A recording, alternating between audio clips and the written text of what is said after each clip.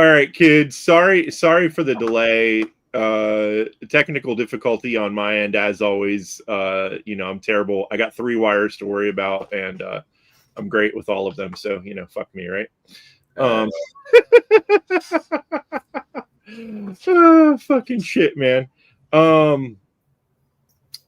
We've been carrying on. For those of you who remember what I ever said previously with trying to watch a different horror movie every night. And last night we never watched it. I don't like, it's like there's been times when we aren't watching horror movies or shit like that, just because a lot of them can be fucking kind of weirdly depressing. Fucking watched The House That Jack Built. Now there's 2 different versions. We watched the second one with Uma Thurman, and I don't remember what the dude's name is. That is a weird fucking movie. Did you watch the first one? I've seen the first one. I can't remember what the fuck the dude's name is. He's in a lot of shit. I'm so terrible with this. They came out with like not too far apart, so it's weird that they made a remake like that soon after. But for whatever reason, that's the one we watched. I'm gonna look it up right now because I'm so terrible at remembering fucking people's names. Oh shit! Did I mute this so it's not making sound? I left the fucking YouTube thing open. Let me close that real quick. Keyboard. Yeah, man, I ate some gummies earlier, and then I was wondering if you guys were just like watching like Star Trek or something and got fucking drunk or what the fuck ever. No, mostly we're standing around waiting for these goddamn potatoes to cook that we made. Fuck it. For a smoker. So Matt Dillon is the dude. Oh, okay. Is that the one that you watched? I don't think so. This is from 2018. Maybe. Evidently, there's 2 versions of it out there. I think when I was looking on Roku, it showed 2 versions of it. I'm gonna pull up the fucking thing. He wears glasses like he's a fucking pedophile. Mm-hmm. Where the fuck is the pop out thingy? Let me see here. Close this thingy. No, you know what? I might be mixing this up with something else. Share screen. I don't know if I've ever seen this. Share. Did it share? I don't know what I was thinking. I don't think I've seen this. This movie right here. This guy. That's a weird fucking movie. No, I don't think I've seen that.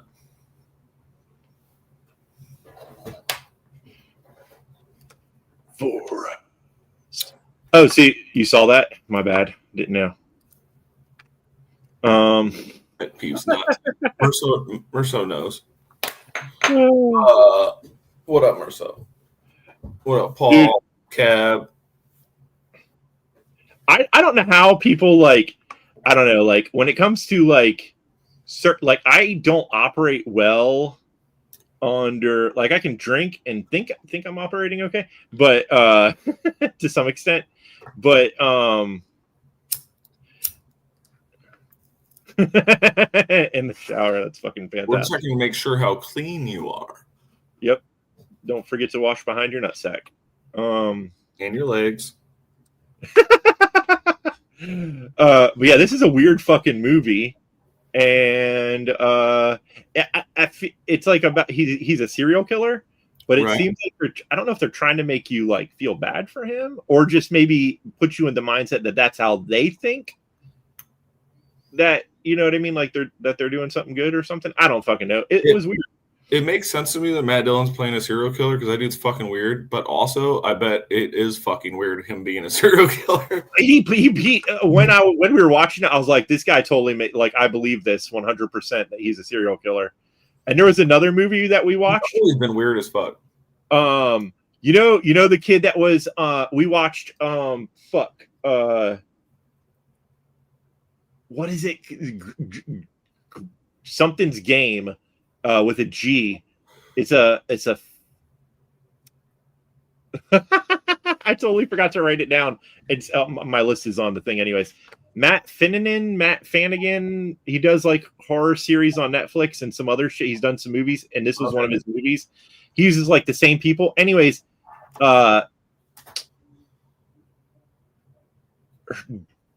Gerald's Game or some shit like that. Is that what the fuck it's called? I can't remember. Anyways, it's a weird fucking movie. And it had like an unexpected like little like part to it that I didn't know was going to be like part of the movie. Yeah, I never saw that either. It's a decent movie, but there's like certain things that I'm not like a big fan of, and I don't want to ruin the movie. There's like things that I'm just like I try not to watch movies that deal in certain subject matters just because it's I don't know, I find it like we know it exists, we don't need to go there kind of. I don't know, but maybe that's just me. It seems odd, but anyways, it deals with some situations, but I didn't realize that the dude that is in those movies and series that dude makes, he's the one that did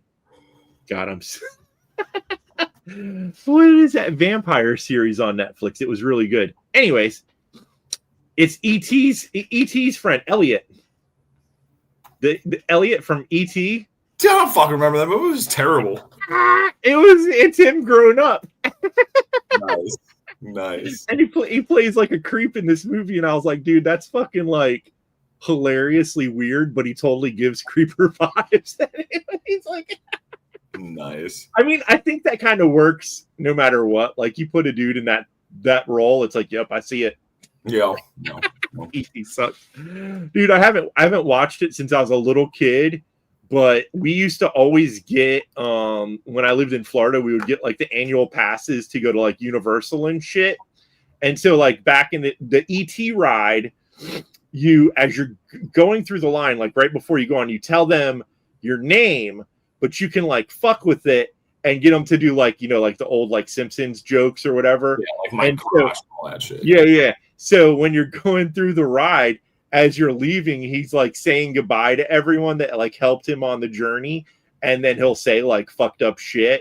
Nice. And so it's just kind of stupid and funny to make ET say fucking weird shit, and because other people hear it. But it was a decent ride, and I really like the walking through the forest bit in the beginning of it. For those people who have ever been on the ET ride, there you have it. You ride on a little flying bicycle and shit through the fucking stuff. That's not.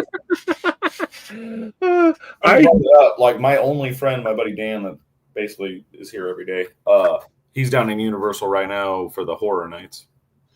We did that a couple of times. He's gone every year for like probably 15 years. Like for fucking ever. He's been doing it for a long time. It's like he's a fucking nerd, so. It's okay. The thing that sucks is it's like you wait in line to go through one of those like haunted house things for fucking ever. I think you can buy like fast passes now though. Right. I don't know how much they cost. My boy be spending money on this trip. This is like the thing he does every year. Gotcha. Yeah. So if you're just a regular schmuck doing regular schmuck shit, I bet it's horrible.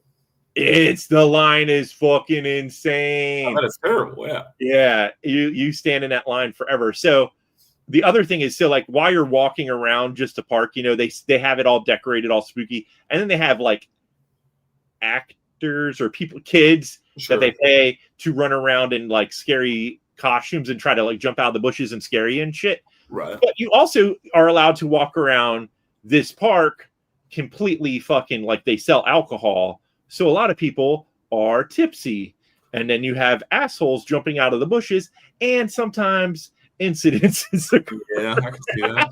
Bam! And they tell you over and over, don't touch the people that work here. Well, motherfuckers be jumping out of the bushes with chainsaws at you, and you may be drunk. Shit happens. Yeah, that's It's Orlando, Florida. It's not like it's the most laid back fucking non ridiculous people.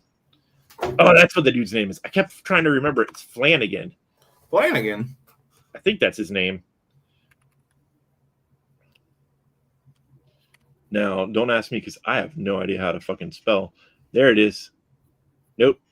I mean, is it Matt Flanagan? I think I know who you're talking about. There we go. Mike Flanagan. Fucking, I am so bad at remembering fucking names.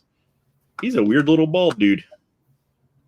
But he always has the same people. I'm trying to see what the fucking name of that fucking show was. So we did The Haunting on Hill House. Okay. Hill House. Yeah. And Midnight Mass. Midnight Mass was decent. I never watched it. Wait. On Netflix. It's like a series. Nope, never watched that.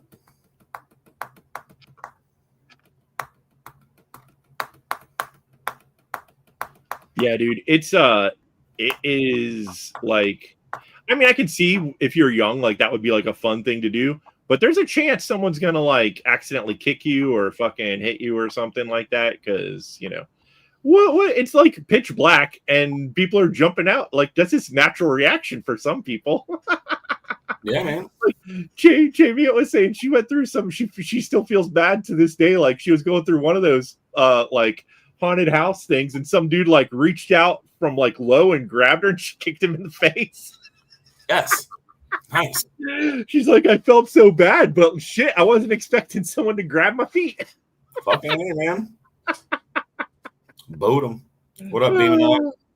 Fucking shit, man. So yeah, you gotta go into that knowing that there's a good chance you're gonna get fucked with, and then take it, because I don't think that the theme park wants you like fighting back if someone socks you. Yeah, we went to those a few times. And like I said, because we weren't paying for that like extra fast pass thingy, right? It was fucking the lines for those. We went through like maybe 2 in the entire night, like of being there, and I don't remember how long we were there for, but it was like, it's just like you don't want to sit there waiting for it for that long, and it's really I've never been on through a haunted house that I was like, that was worth standing 2 to 3 hours or whatever the fuck it was. Yeah, definitely not. What up, Robin? It was way funner when like, or scarier or what have you, like as a small child going through those things. Yeah. I remember they did one, I forget what the movie is, where the lady microwaves the dog, or maybe it was a baby or something, but there was like one what is that? I know what you're talking about. There was one my sister did, and we went to it, and I was a little kid, and I was fucking horrified. Like they had like a setup where it looked like some animal or kid like exploded in a microwave and shit. Nice.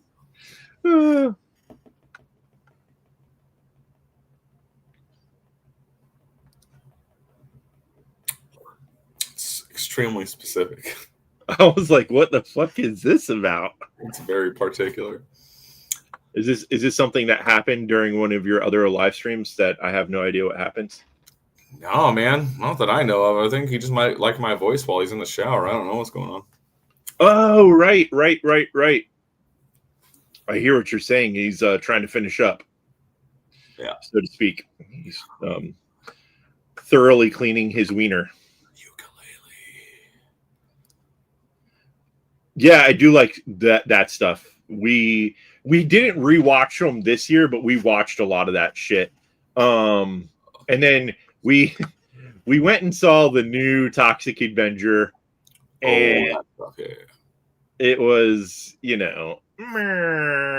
but yeah, we got to download it. I'll probably skim through it at some point, but there's parts to it that are amusing, but at the same time, I honestly, I think the like way that they did like his outfit and like the like prosthetics in the old one was better. And they tried to like capture that, but it just didn't. I don't know. Yeah. I don't know. We pay for the what is it, Cinemark or some shit, where you prepay for tickets, and it's like 1 ticket a month is all we pay for, and they just add up. And there's never movies that we want to see, or we usually forget about it. So we got like 10 tickets just sitting there. So if something slightly, You're like, fuck it, let's go kill 2 hours. Yeah. So we're gonna go. I think this week there's some new movie, some new horror movie came out recently. I can't remember for the life of me what it was. And then there's a hard to keep up. There was something that is definitely like a horror movie that should have. It's not coming out till like middle of November or some shit. It's like I don't know what the fuck happened with their schedule. Planning, that's for sure. Yeah, right. It's like by that time, every jackass is like ready to start watching Christmas movies. The funny thing is we get so used to watching horror movies that making the transition from Halloween to like being Christmassy winter kind of whatever like mindset, a lot of times lately it hasn't been getting there. I don't think I have that switch. Since we are up in this part of the world without like none of our family lives anywhere around us. So we don't like see family or do family things for the fucking holidays. Since I wish we fucking didn't. Away from when we lived in around family, it fucking sucked because we spent all of our fucking holidays on the road, bouncing from like one house to the next. Like they lived like roughly like 2 hours. Dude, I finally saw daylight one day last week, I think. Hey, that's how I prefer it, man. I like it all fucking gloom. I got up and saw I don't hate it. I especially like after winter is over and then the sun's like blinding the fuck out of me. I'm like, what is this bright bullshit in the sky? But it does like after a while, like the seasonal whatever does start to like not seeing daylight ever. It gets kind of weird after a while. It hasn't really fucked with me that bad yet. But dude, like we love like Christmas Vacation, the Chevy Chase movie. That movie's fucking That movie's fucking funny as shit. What other? We watched like the ones that we watched when we were kids, like the Charlie Brown Christmas and shit like that. We're very nostalgic. Very nostalgic, clearly. People. Yeah, we watch. Now the ones that we can't watch anymore are like the Rinkin, and we've tried like the Rudolph the Red-Nosed Reindeer like claymation thing. Oh, I could watch that anytime. Dude, his parents are such dicks. Yeah, dude. Like as a kid, man. Dude, a lot of those are like, God damn, these people are fucking assholes. Yeah. Robin, I'd have left here if I didn't have like my siblings. If I was like an only child, I would have left here when I was like fucking 17. See, that's it. Like I like some of my family. Let's not get too fucking. But I'm not gonna like be stuck in the worst fucking state. When we left, we were like, we should have did this a long time ago. Like we waited far too long. No, I feel you on that. Like I don't mind being here. It's just like I would have been probably more nomadic if I didn't actually like. Yeah, like your family. Yeah. Me and so like my main siblings, because I have a lot, but like the ones that grew up the most together, we kind of got along decent for a little while. But then after my mom passed, everything went like everyone's like annoyingness got worse somehow. I don't know. And so that kind of like, we stopped. I mean, it's hard. Like my sister's like super overbearing. Tries to be like the controlling. Like if the family doesn't do what she wants, then it's like I don't know, dude. It's fucking. We had to like, it's just fucking horribleness. Exactly. I'm not either, but I grew up watching this shit as a kid, and I don't know for what reason, but I am like a Toys R Us commercial. I didn't really grow up that great. Not that I didn't grow up that great, like as in a bad childhood. I just refuse to recognize that I'm now an old man and I still want to be a child. That's why I buy toys and other stupid shit. We were never like, we celebrated Christmas my whole childhood, but it was never like, go Jesus. It was like, yay, tree and presents. In my family, which is what always pissed me off since I was a little kid. I was like, we can have dinner together 2 weeks earlier or a week after. As long as it's not on this goddamn day, I will be happy. And they've never done that for me. Yeah, I mean, even like the whole like Thanksgiving thing, like the whole idea of, yeah, it's a weird fucking like thing that we're not like standing around being like, we're thankful that Christopher Columbus slaughtered a bunch. It's just like programming, man. We're all just programmed to do that shit. You get the day off of work if you're one of those people that works one of those jobs. Might as well fucking gorge yourself on some turkey. It's delicious. But it's we're not like see right here, Xmas food is nice. It's like I grew up like, just like these are like holidays as a kid that were like you looked forward to, like having the week off for Christmas and watching Christmas movies and getting toys. And I still like to participate in that whole idea of getting toys and trying to not work as much if possible. Yeah, we eating way too much food. We don't eat Christmas food anymore. We eat fucking random cool meals that are way better, and we don't do gifts. Yeah, we do gifts. It's always been just like however financially we're doing in any particular moment. It's not like no, we just all decided that it was dumb. If that's what you're into. But it's like we hang out all the time all year. Like there's no point in like wasting time and effort for us, like time and effort over this one stupid ass day when we already do this shit all year long. I hear you. But dude, we straight up, I have somewhere, I think, I bought the CD, Let's Go Dodgers. I like golf. I don't know if that's like a quote from something or if you just really like the Dodgers. No, I think they're actually playing and he's a fan. Gotcha. Yeah. I saw him post about it earlier or something. No idea what goes on in the sports balls. Me neither. For the most part. We were talking about it before, like, that I, through different times in my life, I may have paid attention to some stuff, but not very much. The World Series. Listen to this fucking jackass.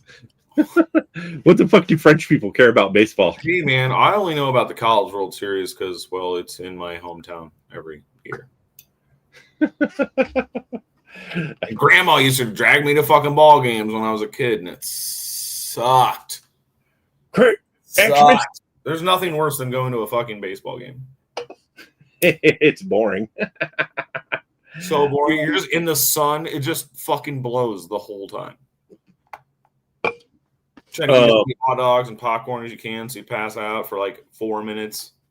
So when I was working at this one with this one company in Florida, they would do different things like got like box. There's like a little local like minor league. I forget what it was for the Cubs in Daytona. And so we would just go and get drunk. I can't remember for the life of me whatever happened during any of the games, but we would just go there and drink beer. Yeah, I mean, Grandma was drinking the whole fucking time, so I get that. But yeah, as a kid, that shit was boring as fuck for me. Yeah. I only, that was like the one sport that I definitely didn't like. I played like fucking baseball when I was a little kid. And all I remember about it was getting sick one day at the field. I don't know why I got sick, but I just remember throwing up at the field. Rough. $15 for a course. God damn, that's ridiculous. Yeah, I ain't playing that game. Yeah, that's why I won't go to fucking arena concerts anymore. Like, it's just too expensive and dumb. Yeah, I've never been a fan of that type of shows. Yeah, me neither. But every once in a while, I'm like, oh well, fuck, I'll go see him, and then I end up spending like $150 on fucking booze. The only thing that was ever the biggest thing that we ever saw was a long time ago. We went and saw Weezer and the Get Up Kids, and but even like outdoor amphitheaters, I'm talking about, like, this shit's still just too expensive. Yeah, no, I don't fucking know with that shit. I like hardcore shows where you go and you pay like $5 and you see like 6 bands, and they're like on the floor. They're not even on the stage. Yeah, exactly. Exactly. Sometimes there's a little riser, but not often. But yeah, man, I'm not a fan of that fucking like assigned seating, fucking this, that, and the other thing. I miss the late 90s, early 2000s hardcore scene around here, man. It was so good. That's basically what we were. Like house shows, like seeing Terror and bands like that play fucking house shows. Like, this shit was so awesome. Yeah, that's I was watching. We watched a thing about Midwest emo the other day. That's why I said, yeah. Like, I mean, we definitely talk about fucking Omaha in there. We definitely, we're fans of a lot of those bands that they talked about, but we did learn about some stuff that we never heard of at that time. But yeah, it was funny to like. It's hilarious because they talked to the guy that was doing the thing was like talking about like, like the separate waves of it, like how it, kind of came to, and then whatever, and then like what I refer to as hot topic emo, which is what everyone in the world now thinks emo is kids with like the black hair and the fucking bangs and the fucking shit is not at all how that shit was when we were fucking going to shows at all.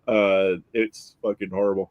Yeah, it was like fucking akin to like the hardcore band that played right behind them, or you know what I mean, like different, but you know what I mean.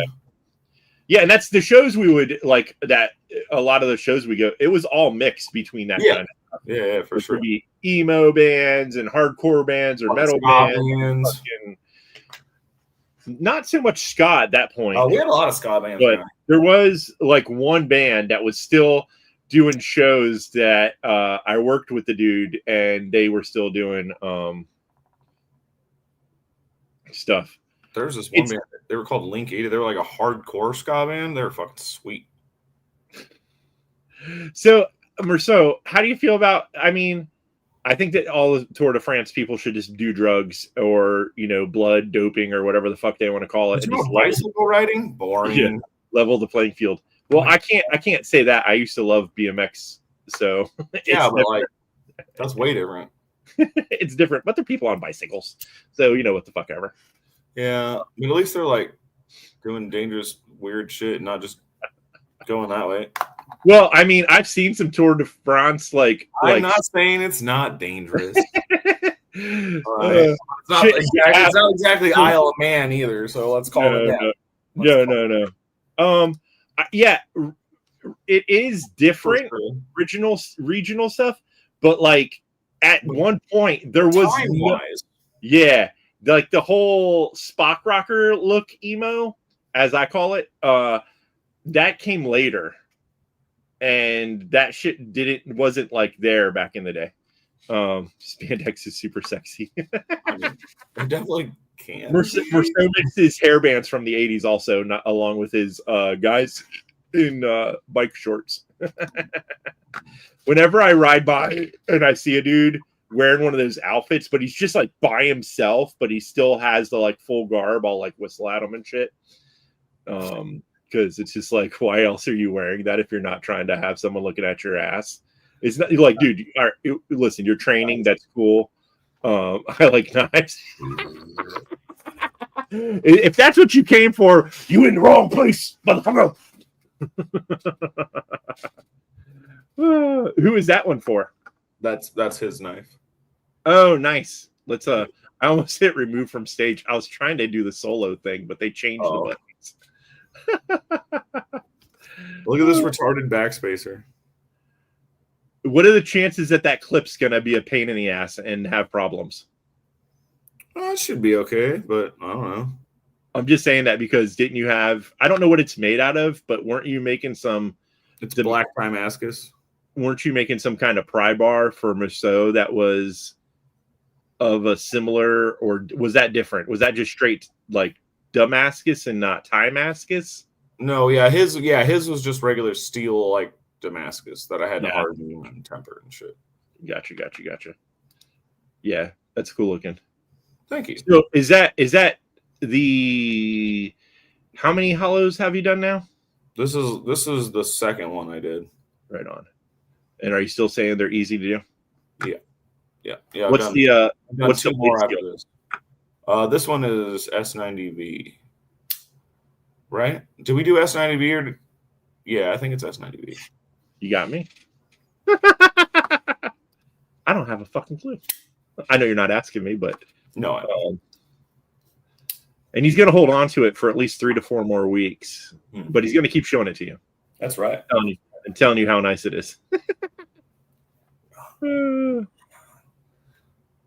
ballerina. That one is pretty. Not my style, but it's pretty. Which one's the Predator? The one I just had up. Oh, gotcha. Is that a first off Predator, or was there multiple? It's the second one I've made.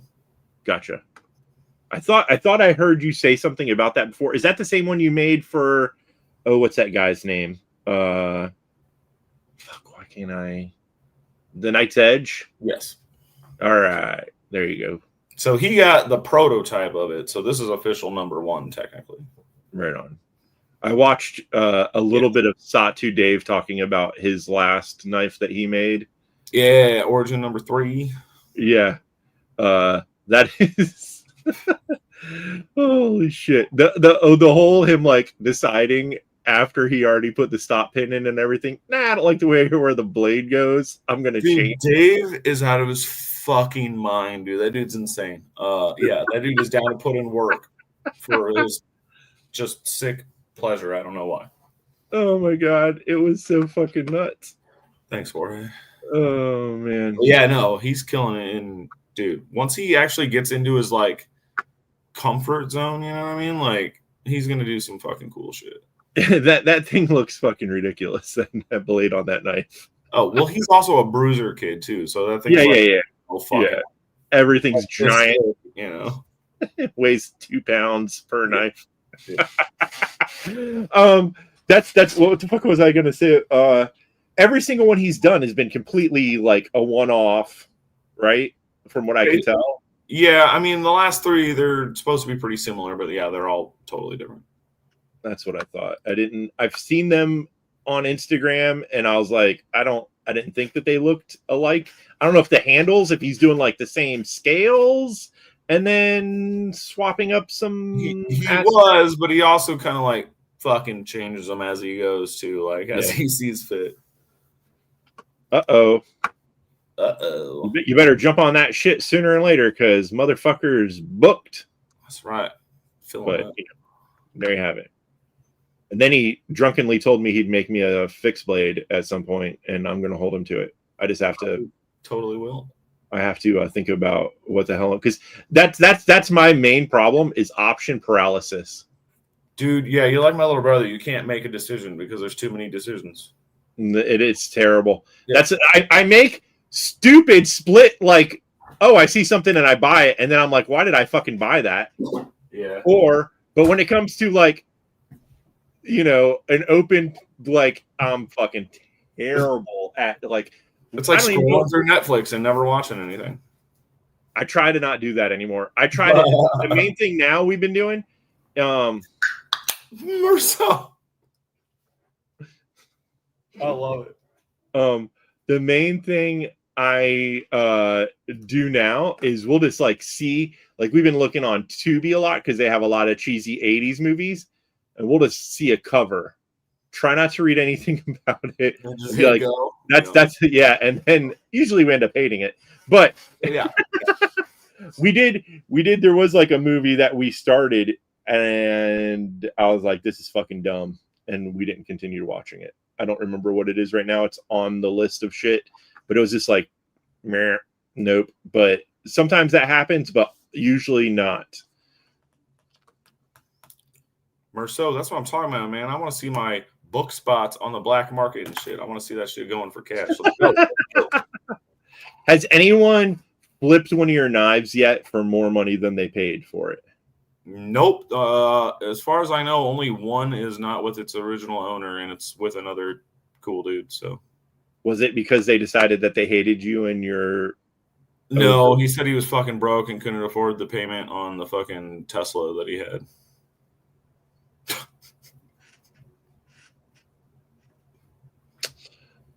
Should have sold the fucking Tesla. Fucking stupid cars. Yeah, that's the one I'm talking about. It ended up going to, do you know Pete, A Therapeutic Edge? Yeah. Yeah, he ended up buying it. Has he talked about it? Or yeah, he put out a short video about it maybe a week or two ago, 2 weeks ago, something like that. Yeah. He's a nice guy. Dude, he is super nice guy. Yeah, I've been watching his, like, he just does like little like videos, just like talking about random shit, you know. Yeah. I think he's like, he's a therapist. Yeah, okay, that's what I thought. I met him at Blade West. The first show I ever worked was Blade West 23, and I met him there, and yeah, talked to him since. Yeah, they're both super nice people. Oh yeah, his wife's fucking super chill. They were doing lives and shit for a long time, and then I think they just decided to take a break from it for a little bit. Yeah. So he's just been still doing like little, you know, mini things on Instagram, like showing some of his shit. But I didn't know if he was putting out YouTube stuff. I don't see a lot of YouTube stuff. Yeah, he's been putting out some shorter videos on YouTube, and I see his little, like, you know, he's on a walk and, you know, just giving his like kind of thoughts and stuff like that. Yeah, that's I've seen a few of those lately. Well, I've talked to him on the phone a couple times. He's a nice dude. Yeah. Cab, that's fucking awesome. You tell him you can't afford that shit.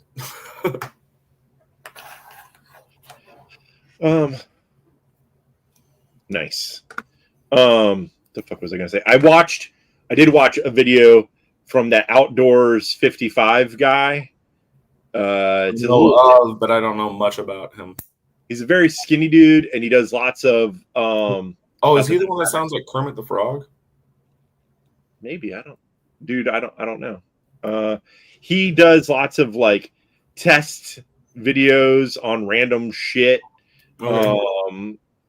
Sometimes it's, you know, just junk he buys on Amazon, or sometimes it's, you know, whatever knives and whatever, and he does like he builds knives as well.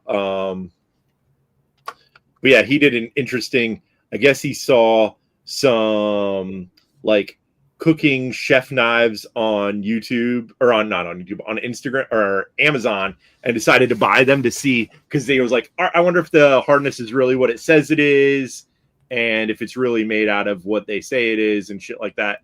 And he said he was like pleasantly surprised at like the fact that they actually did match up to the HRCs and shit for like being like such a cheap knife, right? And stuff like that. So it was a fun video to watch, right? Because I watched his other one about just like the like random like Pakistani Damascus knives and shit, and how those are like, you know, straight up usually just pot metal and stuff. Yeah. But this was he said he was super surprised that they were actually, you know, decent knives for the money. You know, and that's just one of those things where it's like, I'm not like suggesting that people go out and buy whatever, but it's, you know, if that's what you're into, then that's what you're into. And there you have it. The fuck was I gonna say? I don't fucking remember. I myself have bought a few random fucking things like that, just because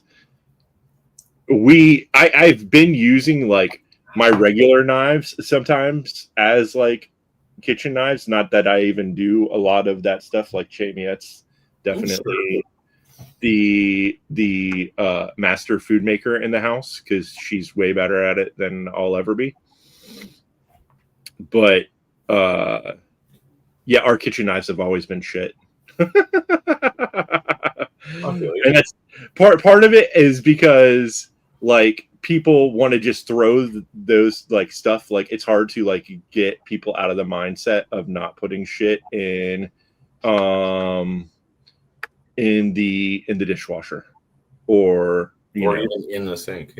Yeah, just like getting whacked around with like dishes or forks and knives of other kinds and shit. So it's funny, the name that's just, you know, her like Instagram and, you know, on YouTube and shit as well, but was from two of our pets. One was Che and one was Miette. And so she just had started using that a while back. You want to know what a good French knife maker is? Bam! Had that shit ready to go. Fucking hilarious. I bought these a little bit ago, and I was like, I'm gonna, you know. But so I love my Opinel like regular little like the folding knives, like the number 8 and the fucking I think I have a number 10. Which we do end up using a lot for like cooking stuff. So I decided to buy these because I saw these that I could buy like a 2-pack of these for like 20 something bucks. Nice. And they're okay. They're not bad, but they're definitely like $10 a piece. What you know? I agree. For $10 a piece, what do you expect? Yeah. And they're like, you know, for $10, it's not bad. The funny thing is because it's so thin, the sound of the metal when you tap it, even though I know it's not, it sounds like tin or something. It doesn't, you know what I mean? Like it doesn't have the same sound, but I think it's just because the stock is so fucking thin. Yeah, dude, that's fucking tiny. That's like 0.07 stock. What I don't like about it is that it has an actual secondary bevel on it. Oh, you just want a zero ground? Yeah, that's how the regular Opinels are. Oh, yeah, you're right. Ground. Yeah. And they're almost like a convex blade. Sure. The regular ones. The dude, yeah, you can find all kinds of. What's funny about Opinel is you can get like the regular like $15 run of the mill ones or whatever the fuck they cost, or they make like ones with exotic like handles and shit that are like insanely expensive. And they even have one. I don't know what the fuck they did, but the blade's like blacked out. And it has like a walnut handle. It looks really cool, but it's like hard for me to justify spending the roughly $100 on an Opinel when all the other ones I bought were like under $20 or something. You know what I mean? It's like, well, other than aesthetics, it's roughly the same thing. You know what I mean? Yeah, I've seen all kinds of stuff with the Opinels that are pretty badass. Either someone reblading those, or there's the guy Wells Blade does where he takes the Opinel blade and then turns it into a modern knife with a liner lock and a thumb stud, and like reprofiles the shape and shit, which is pretty fucking awesome as well. That's and those are, yeah, and he only charges like, you know, roughly around $100-ish, over 100, but you know, depending upon what your like things are, it's not bad at all. That was a couple of years ago that I had like asked him how much they were. But it's fun stuff. But yeah, these, you know, for the price, you definitely can't fucking beat it. I just did wish it was a zero ground fucking thing. Yeah, Shady, you all fucking spent for the year in there, man. Nothing popping out. You already got it all, bud. Dude, I mean, you know. I know he doesn't have like an insane collection there, but he's got a lot of fucking cool shit. Yeah, I definitely have seen his you know, stuff on the Instagrams. And his pics are always fucking rad too. But I suck at taking pictures. Peel potatoes with it, peasant.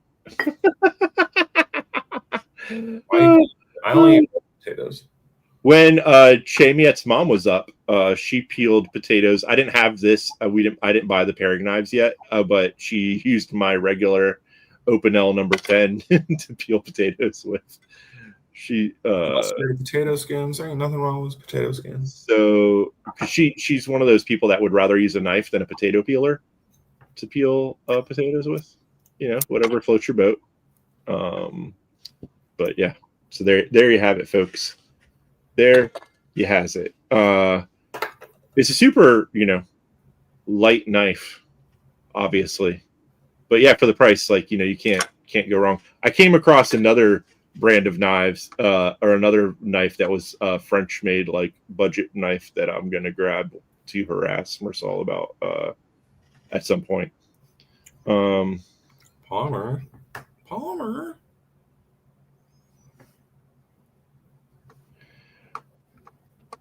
Look at this. He was out, doing some Tokyo drift or something in a Ferrari, and now he's finally decided to stop by and say hi. No, I'm just joking. That being said, I do have to, dude. I don't know that I'll ever buy. I'm not a chef.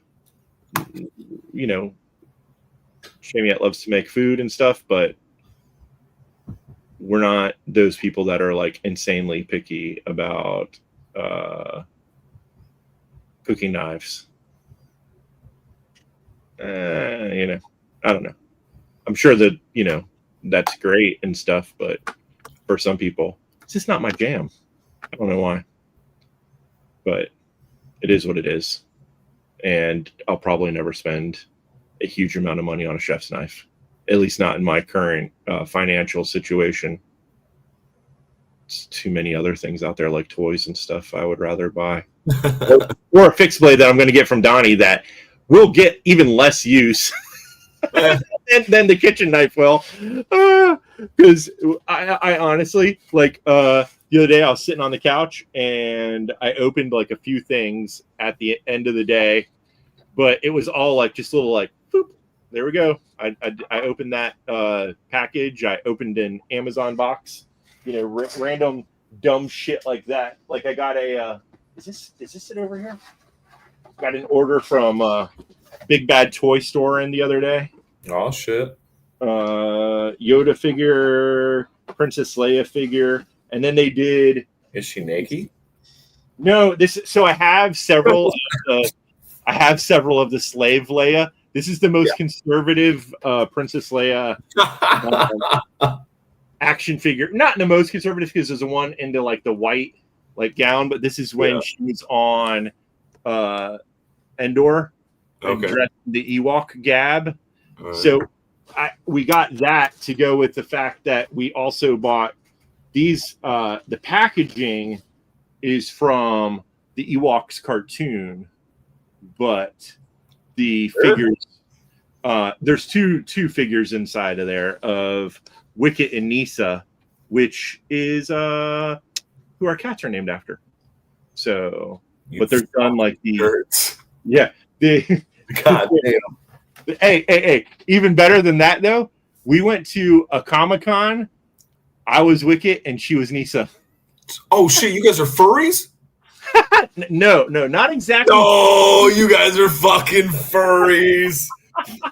That makes so much sense. Damn, that's. So we are not particularly furries, as in we don't wear the full outfits ever, but you wear the helmets. I did make the Wicket thing with the little fuzzy ears out the top and like a leather thing. I'm sure there's leather involved. It was like a fake leather shit that we found at like Joann's or whatever the fuck it was.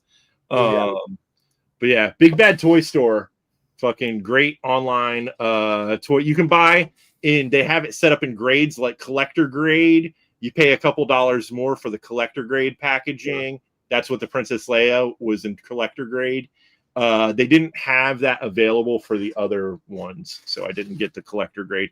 When you buy the collector grade, it comes in an exterior box that has like a collector grade sticker on it, and then it's also sealed in plastic. Damn. the toy itself to keep it from getting dusty or whatever. Right. Yeah, dusty bish. Yeah, I've bought a few things. I think like back in the day, like Yeah, do you remember eBay like fucking 15, 20 years ago when it was awesome? Back in the day, that's where I bought the Max characters from, was eBay. And I'm trying to think of what else. I definitely had bought like some other shit, some action figures on eBay back in the day, but I can't fucking remember what it was. But and at the time, I think Entertainment Earth was the main place that we would order toys from. And I still like that place, but Big Bad Toy Store is definitely kind of taken over as my main online shopping as far as action figures is concerned. I don't know why. I just, whenever we're looking for something, a lot of times we fucking find it there. We got in the fucking Maddie collectible alien figure the other day too. I haven't even opened the fucking thing yet, but so yeah, this is, instead of me buying things, like kitchen knives that are not a few dollars, I spend money on toys because I'm a child. That tracks. That's hilarious. Action figures versus slip joints. Once again, this all stems from my childhood. When I was a small child, I got it was actually a lockback, like a buck style, like the one that I is that thing still sitting here? Kind of like this guy, and that was like my first knife as a kid, and that kind of like set the stage of me being obsessed with those types of knives. And why I bought that stupid fixed blade that I need to send back. That you still haven't sent that back? I was like, yeah, no, I haven't. Dude, me you like slack ass. What's that? I said you slack ass. I am a slack ass. That being said, I also need to get a new beverage. They got Rainier back in stock, and now they have the Jubilee can. And on the Jubilee can, which I find amusing, I don't know if I never really looked at the graphics on there too much. Where the fuck is it at? On here somewhere. Where the fuck did the little dude go? I saw it yesterday. Mark's good at that. Oh, there he is. Look, there's a little frog wearing a hat. Little frog in a hat. You see him? There he is. That's some fucking Constantine shit.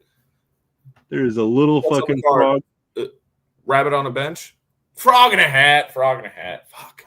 Yeah, frog in a hat with a scarf. So I don't know if this was there previous to the Portland frog or not, but I like to believe that they added the frog in honor of the Portland frog, our savior. I mailed that shit out today. Fuck off. I don't know if you're talking about me, but I think he's talking about me because probably because I sent him a tracking number. So. Oh yeah. By the time I awake, today I got up at 5:30. But the post office was closed by 5:30. So there's that. Yeah. Woke up, had coffee and a bunch of medicines that are supposed to help my brain, and then started drinking beer, which they say counteracts that. But what am I, a scientist? I don't know. I think the beer helps the brain, let me tell you. I'll be right back. That being said, I need to grab another one. Stay saucy, my friend.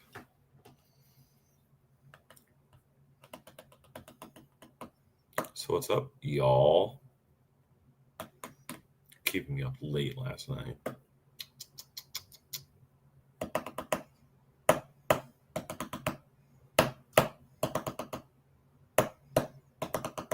Yeah, I got nothing cool to say. That's why I'm on.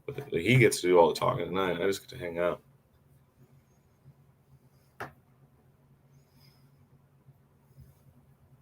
Marcel, shut up.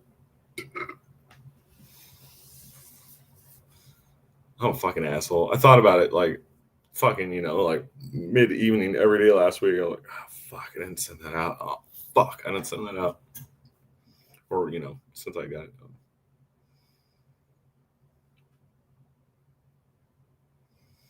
I feel you, Robin. Yeah, I was just like, fuck, I didn't think I'd go as late as I did last night. I was only going to go on for like a half hour or so, but then y'all got me fucking bullshitting.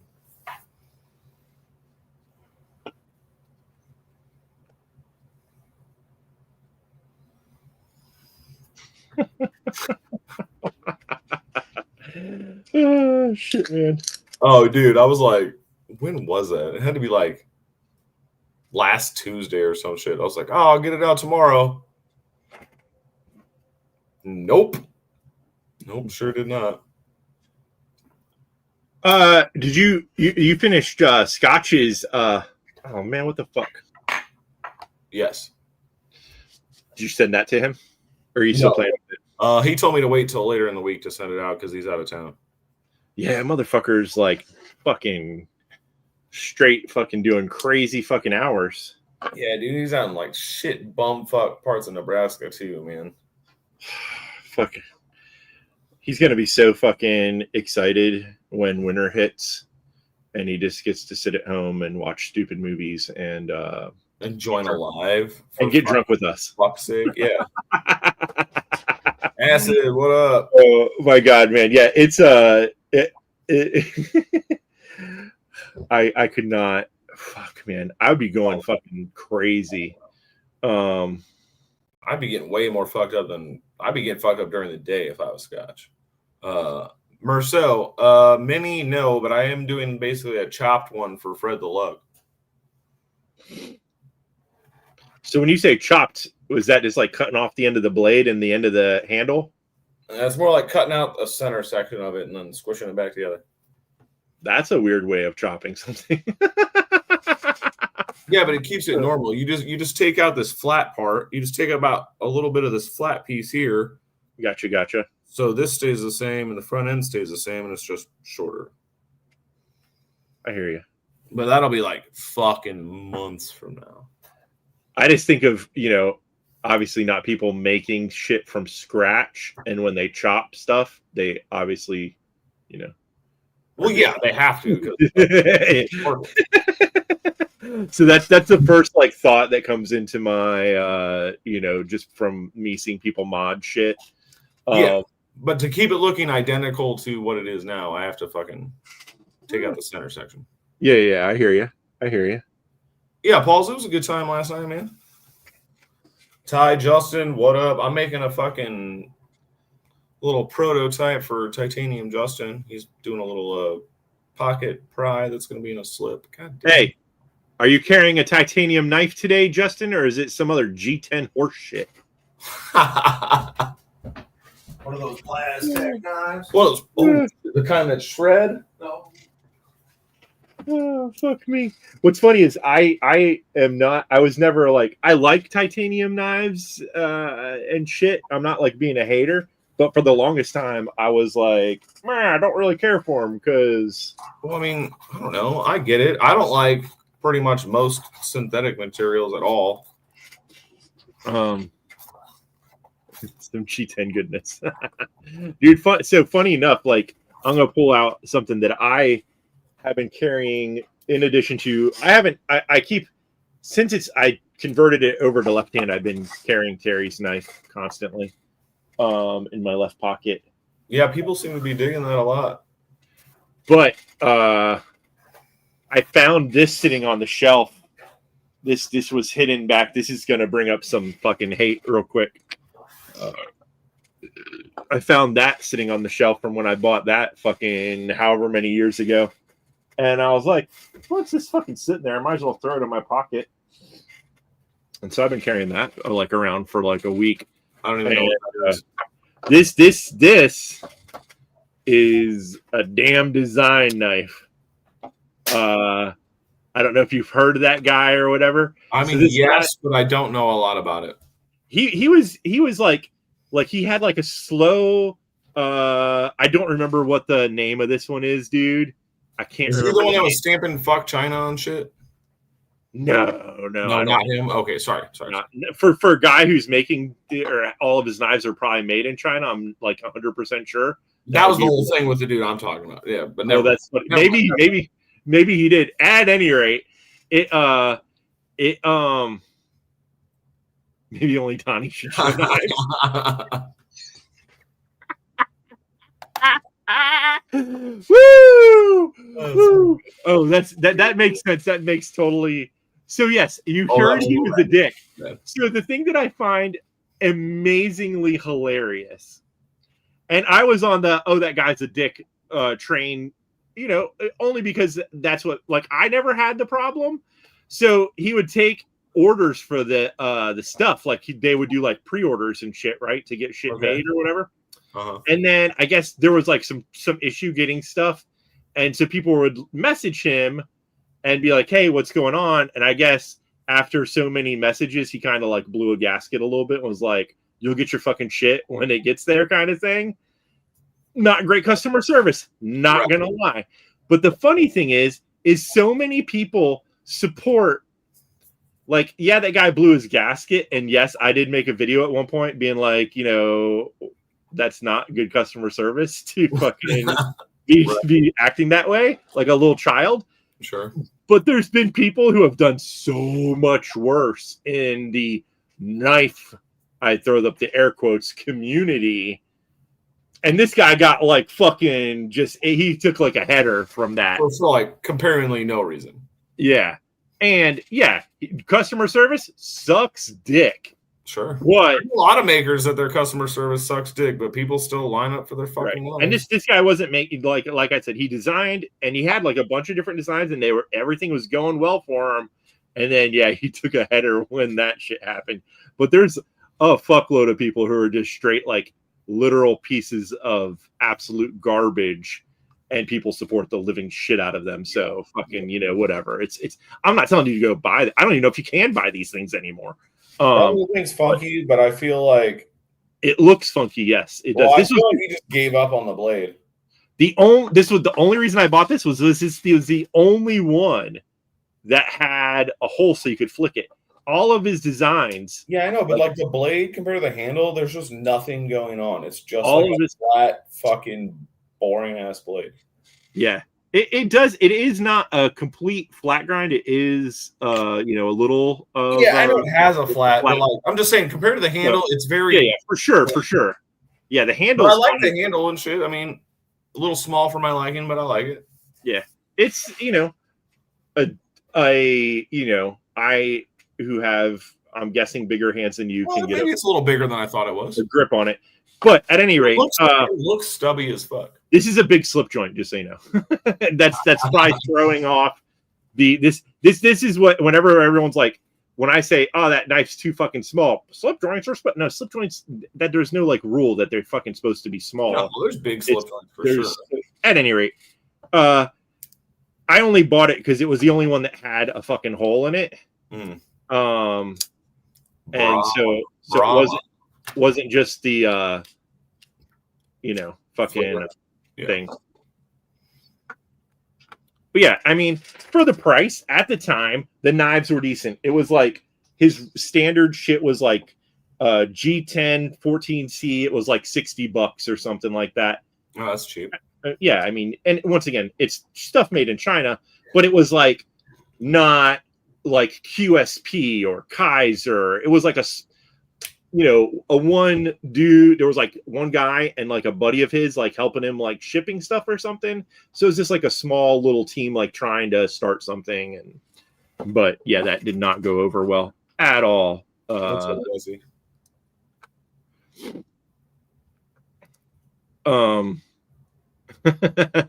Yeah, fucking, I think, does Brandt still, or did Brandt fucking get rid of his? Brandt had one for the longest time, a fucking whatever that dude's name is that you got, a Hoback knife or some shit. But yeah, that's fucking stupid.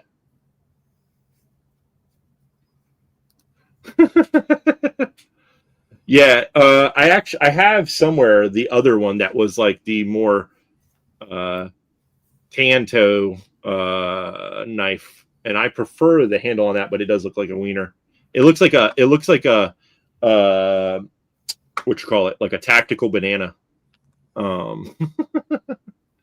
So whatever. But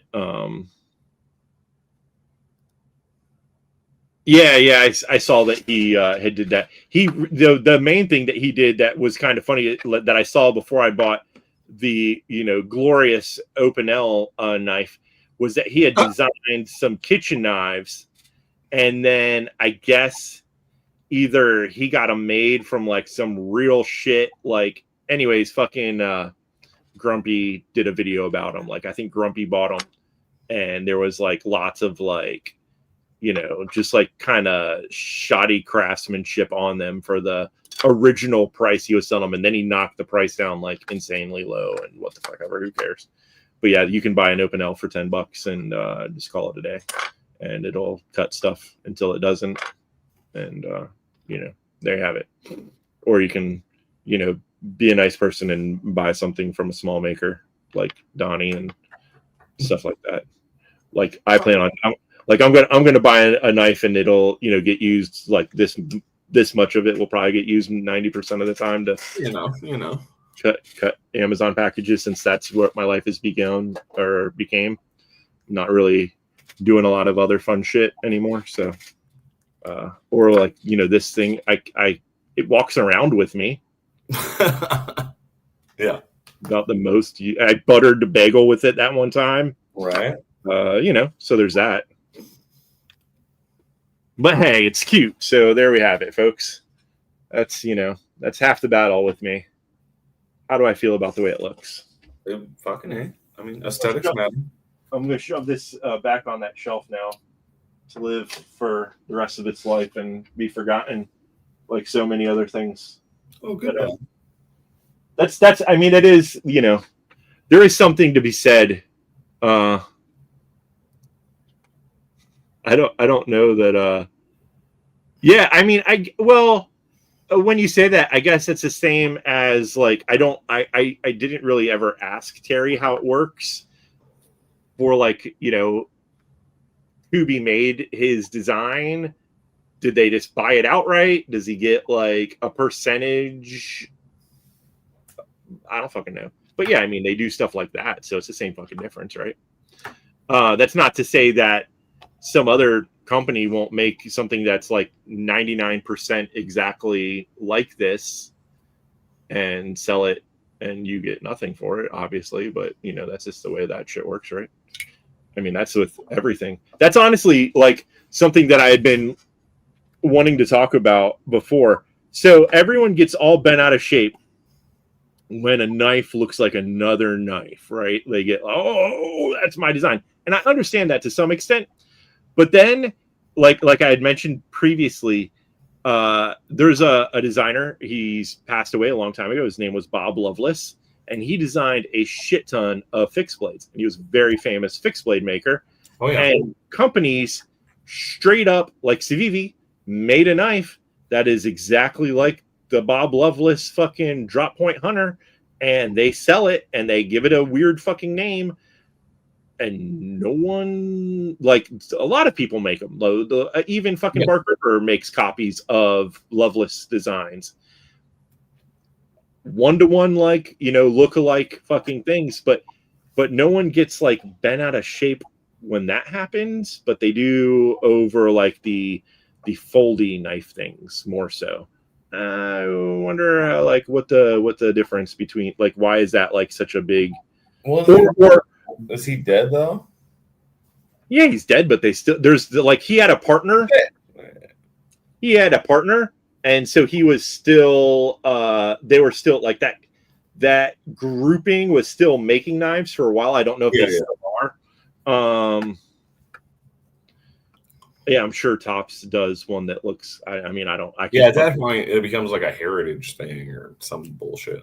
But it wasn't that long ago. You know what I mean? It wasn't. I mean, I get what you're saying for sure.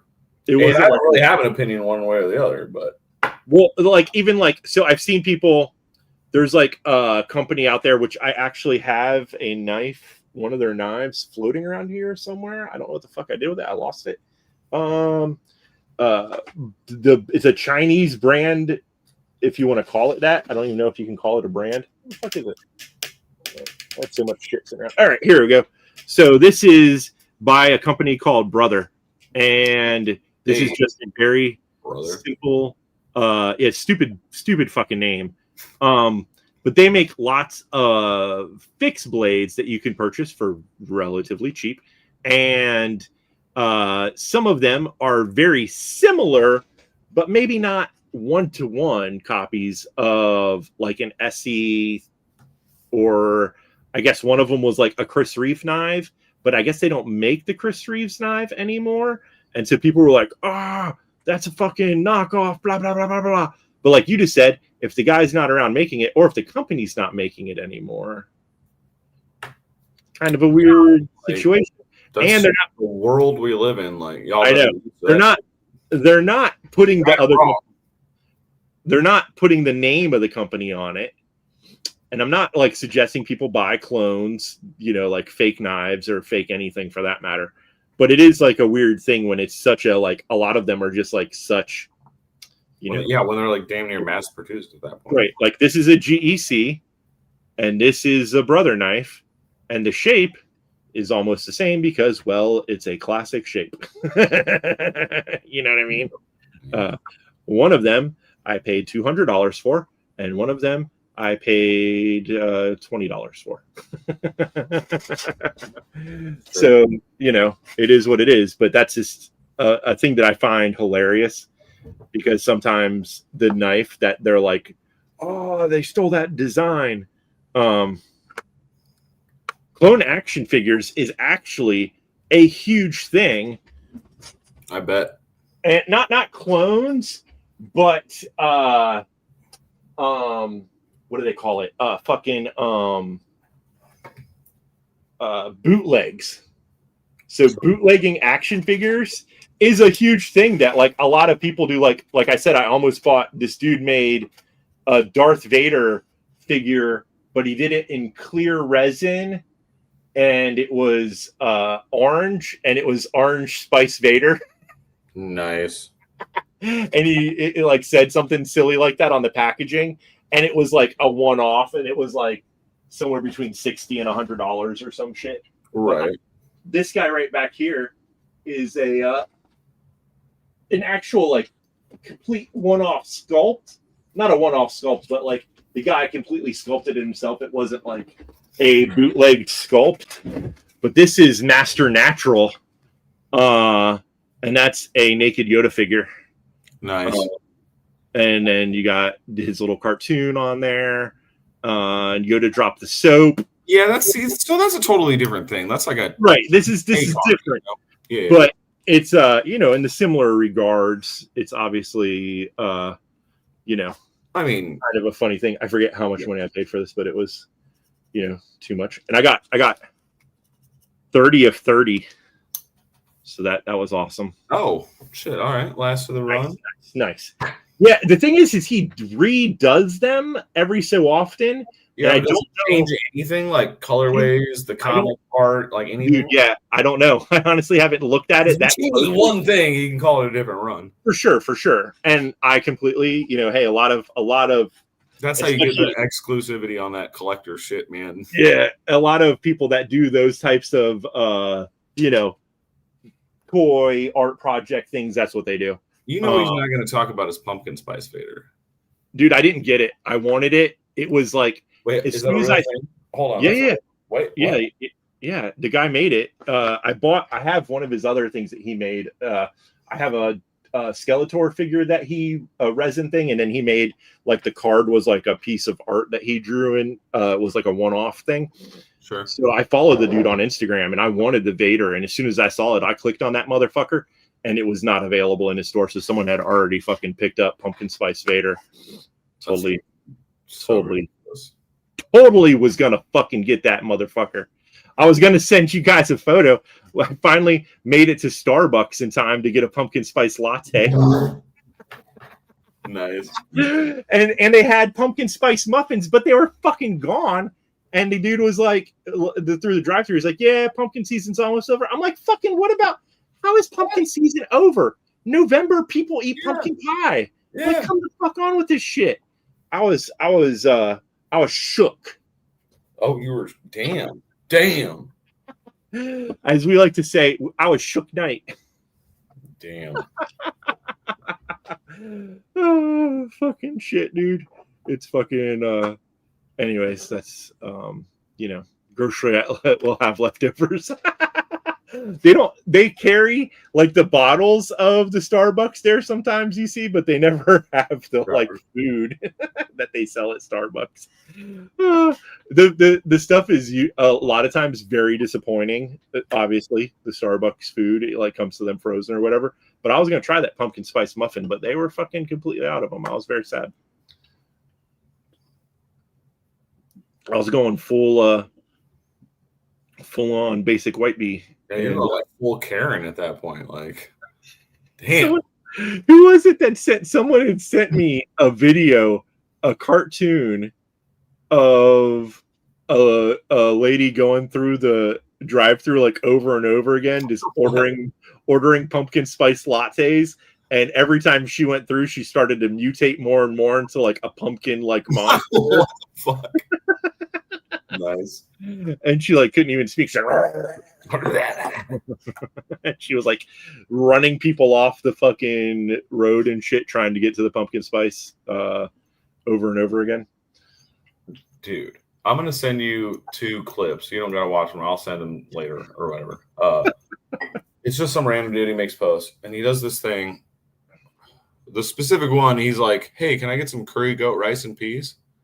But then he says it like 4 times in a different way, and he gets more like ridiculous with it. But then there's somebody fucking took it and remixed it like to some crazy fucking electronic like fucking EDM shit, and it's fucking hilarious. Have you seen the dude that talks about getting 3 chicken wings and a fried rice? No. It's a guy who has a rap song about 3 chicken wings and fried rice. I guess that's his order, his late night order. And then he does a little dance moves when he's doing this. And then he'll like splice it together with someone like an Asian lady at a fucking like roadside like food truck or in front of like an Asian food thing. And she like does dance moves and then they like do a little dance battle about 3 chicken wings and fried rice. Nice. Yeah, it was somewhat funny. And then you realize that he was like I watched him and they were all the same. I was like, dude, come on, get a new song, man. Like it was funny for the first like 25. No, I don't know how many times, but he went on that kick far too long and he needs a new song because you can't just have one song. It's as bad as the dude who still goes around touring the song because he got high. I don't know if that man had made another song ever. Afro Man? Yeah. Yeah, he's got a bunch of music, man. He would perform in Florida like every couple months. Yeah. At certain places, like especially there was like a bar in New Smyrna he was always at because it was like he's not a gag artist, but like he's a gag artist to me. Like he's just a comedy artist to me. But he was always there. Nice.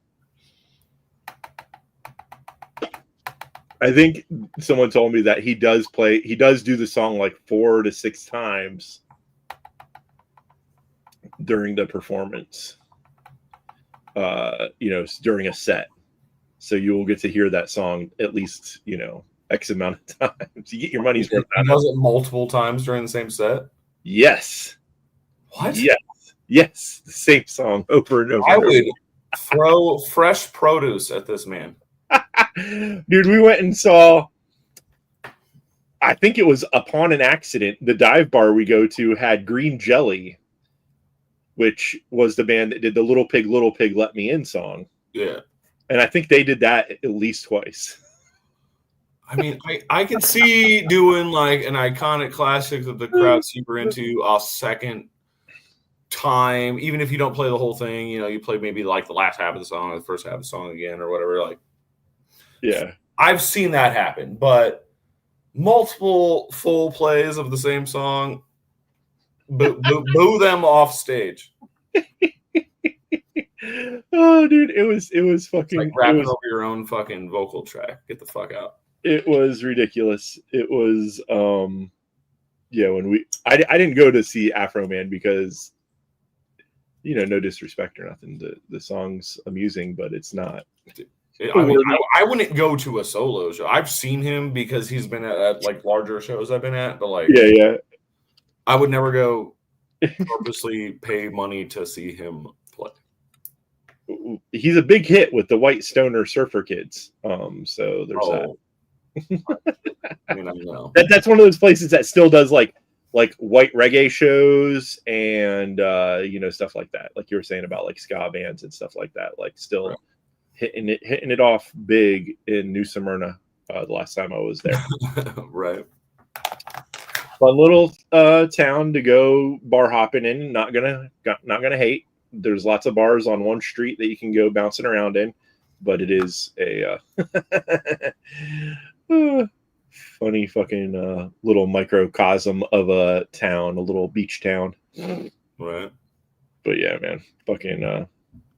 I'm really sad, honestly, that you put this. I haven't even gone, dude. I haven't made it to Grocery Outlet in so fucking long. I don't even know it. They might have like all kinds of fun pumpkin spice shit there that I fucking don't even know exist. What the fuck is a grocery outlet? Grocery Outlet. All right, you know how like Big Lots started back in the day, and All right, we have Big Lots here. I understand that. Yes. So when it started, it was just like random shit that companies made too much of, and it was like overflow that they like would put an overstock store. Yeah. That's what Grocery Outlet is, but of weird groceries. But with food. Correct. So like Well, a lot cool. of it, like a lot of it is, like snack foods or like Pop-Tarts, or I'm just throwing out random Yeah, things. like shit that's not sustaining you, but whatever. Yes, a lot of it's just junk food. So stoners love this place because you can go buy random shit. Okay. You never know what you're gonna find. But yeah. I've never kilts just dresses. kind of. Dude, I've never heard of. I don't know. The thing is, I don't know if he's pulling my leg right now. I've never heard of McFrugals, but I love the name. I do think I remember Big Lots starting as something before it was called Big Lots, but I don't know what the fuck. Yeah. See, when I was young and it first popped into town where I lived, it was just straight up like it went from a Winn-Dixie to that moved, and then that opened into Big Lots. The store. I just knew we could get like 1,000 packs of single blade fucking razors for tattooing cheap there, and we got razors there. That's it. Right on. Pick and save, dude. That's fucking. I remember that from when I was a kid too. My aunt used to call it choose and lose. Nice. But yeah, like back in the day, for instance, Big Lots. One of the things that I remember them having that I was like hilariously shocked. So the original style, the Ray-Bans Wayfair, is that what they're called? Like the black. Yeah. Like, yep. For a hot minute, that style was not popular at all. Big Lots was selling them for like $10 or $20 or some shit. Nice. And they had a fuckload of Ray-Bans there at one point. It was hilarious. Yeah, it would just be random shit. Well, that's what Grocery Outlet is. They do have like a milk freezer. We have a small company called Smith Farms. They'll actually deliver. I think it's called Smith Farms. They'll deliver. They still do like milk delivery up here. So you can have them deliver it, or you can go to like random grocery stores, sell it. Big Lots, or not Big Lots, Grocery Outlet sells it, and some other places. So there are like some little things and they're not like overflow. It's just they have it there. Right. You can buy it if you want. But then the majority of the store is just, you have no fucking clue. It's just like random shit. It's like going to the Goodwill warehouse where you can just pick through the piles. It's definitely organized better than I've only ever been to that. Have you ever gone to like a Goodwill warehouse where you can just rummage through? Yeah, dude. So there's wild. We had one in like the outskirts of Olympia, and I saw it and I was like, what the fuck is, because it was a huge building. And the bartender at McCoy's was like, dude, I was there and someone had dropped off like a huge assortment of original He-Man, Masters of the Universe stuff. And she was like, And he's like, I got all this Masters of the Universe stuff for like super fucking cheap. And I was like, fuck me. So like that next week we went. You started frequenting, yeah. But we only went once because going there once, dude, it was like fucking insane. It's disgusting and it insane. Was. Yeah. There was like stuff in those bins that was like, ooh, you shouldn't touch that. Like, you gotta wear like welding gloves to dig through that shit. Did not know that's how it was until we got there. Yeah. Did you watch the Hunger Games movies? Unfucking fortunately. So at one point in the Hunger Games, they're at this like market type scenario where they're like rummaging through shit. Yeah. I was like, dude, this is totally like that part of Hunger Games. Yeah.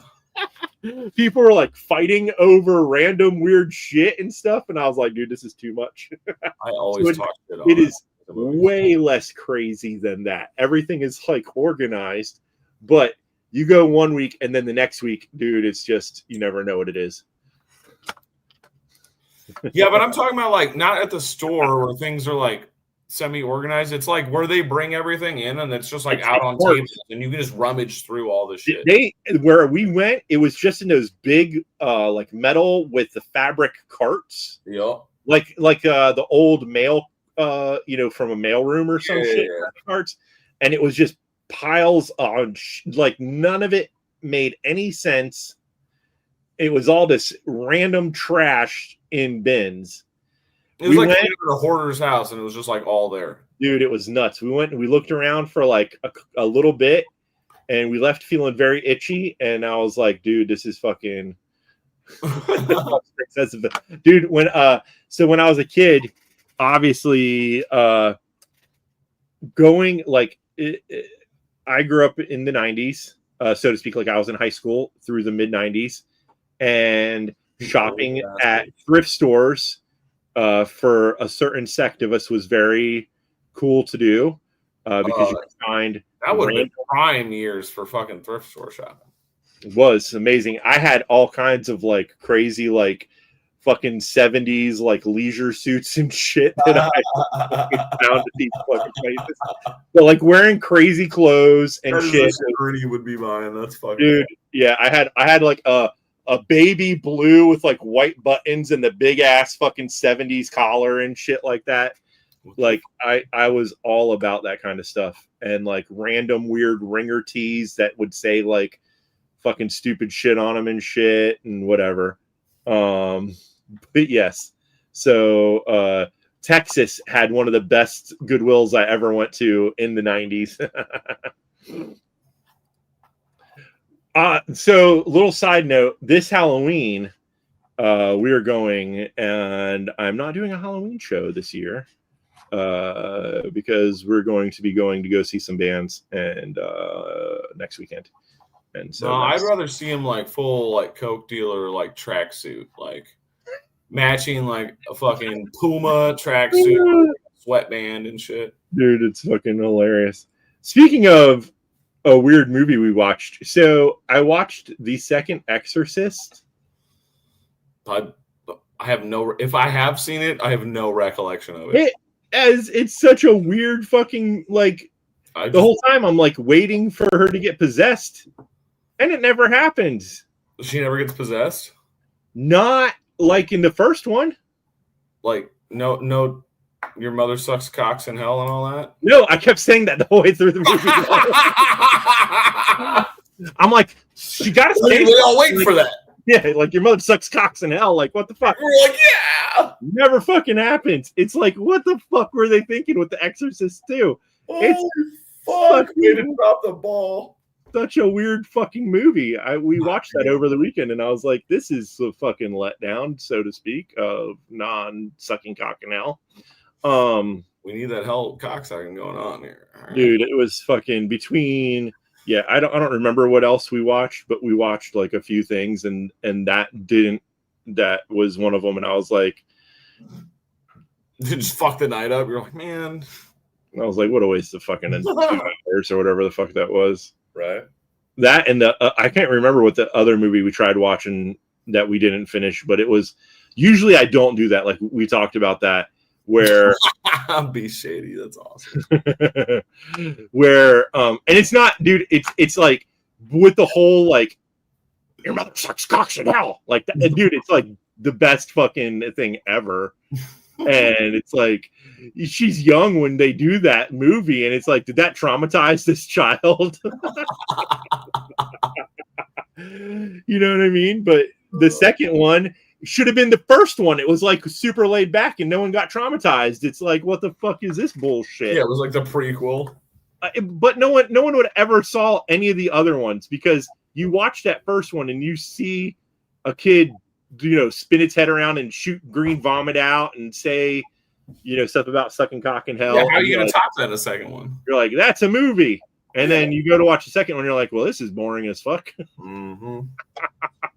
No spitting. Damn. What is that? Is that like fucking Virginia Beach? Dude. Virginia Beach.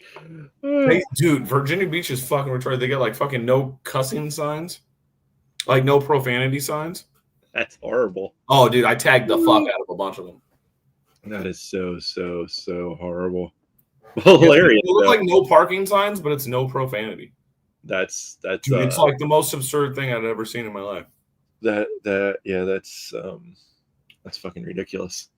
I don't remember what the fuck we were talking about before I started hammering on. Oh, we were talking about fucking cock and hell. So yeah, that movie, the house that Jack built, it goes from being a movie where there's a dude talking about like he's like reliving his some of the things that he did as far as like killing people, and then the end of it is like, we're gonna veer off and take a total like left turn into some like random shit that is like, what the fuck just happened here? Like, all of a sudden you're going down some like, I don't know. It's one of those movies that you didn't expect it to like take some odd. I don't know if it was supposed to be artsy. I don't know if it was supposed what the deal was, but it was what their angle they were going for was. Yeah, I have no idea what the fuck the point of the ending was. It was very fucking weird. It's an odd movie, and it has some like some parts to it that are a little bit fucking, you know, I'm not suggesting that movie for everyone. It was definitely a weird fucking watch. But not nearly as weird as the whatever that movie I said, Geraldo or whatever the fucking Gerald's Game or whatever the fuck that movie was. Game, yeah. Yeah, I looked it up and I'm like looking at it quick on the description. I remember hearing about it, but I never saw it. It's a good movie. I feel like part of it, they just like threw it in there to try to make it more like fucking weird. Like a little try hard in that aspect, you're saying? No. I mean, it's like totally like something that, you know, probably happens a fuck ton to people in their life, but it was like, I wasn't expecting like it to like delve into that aspect of shit, so to speak. And then there was also some like, I don't know if you want to call it not really mysticism or something, but there was some like fucking also some weird fuckery that was like, you're taking a movie that's like essentially like just a straight laced movie and then sliding in just a tinge of not really supernatural, but like something a little like whatever. All right. Yep. I get what you're saying. I don't know. No, I get it. Oh Jesus. Is it a guy with a fucking kazoo? Jesus Christ. Listen, I appreciate you trying to take stuff from people. You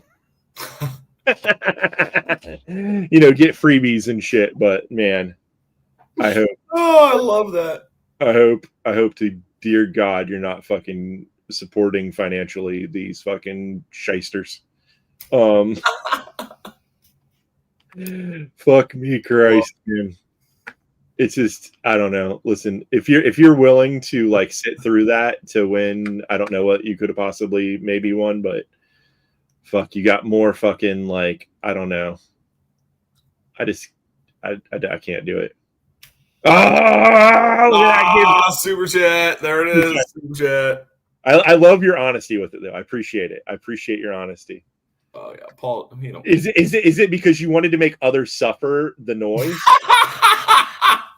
or what was it? That's like Chamiette likes to joke around about going into like, because they've done it before, like gone into like random bars and then just loaded the fucking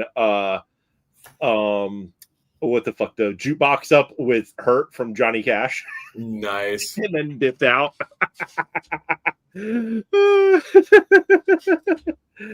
Oh, my God. Dude, I can't. I plead the fifth. Who are you watching though? Was it Rob's or who are you It's watching? gotta be. That's the Kazoo boy, right? He's the only other one I know that was on. I try to be nice about like and not be a dick.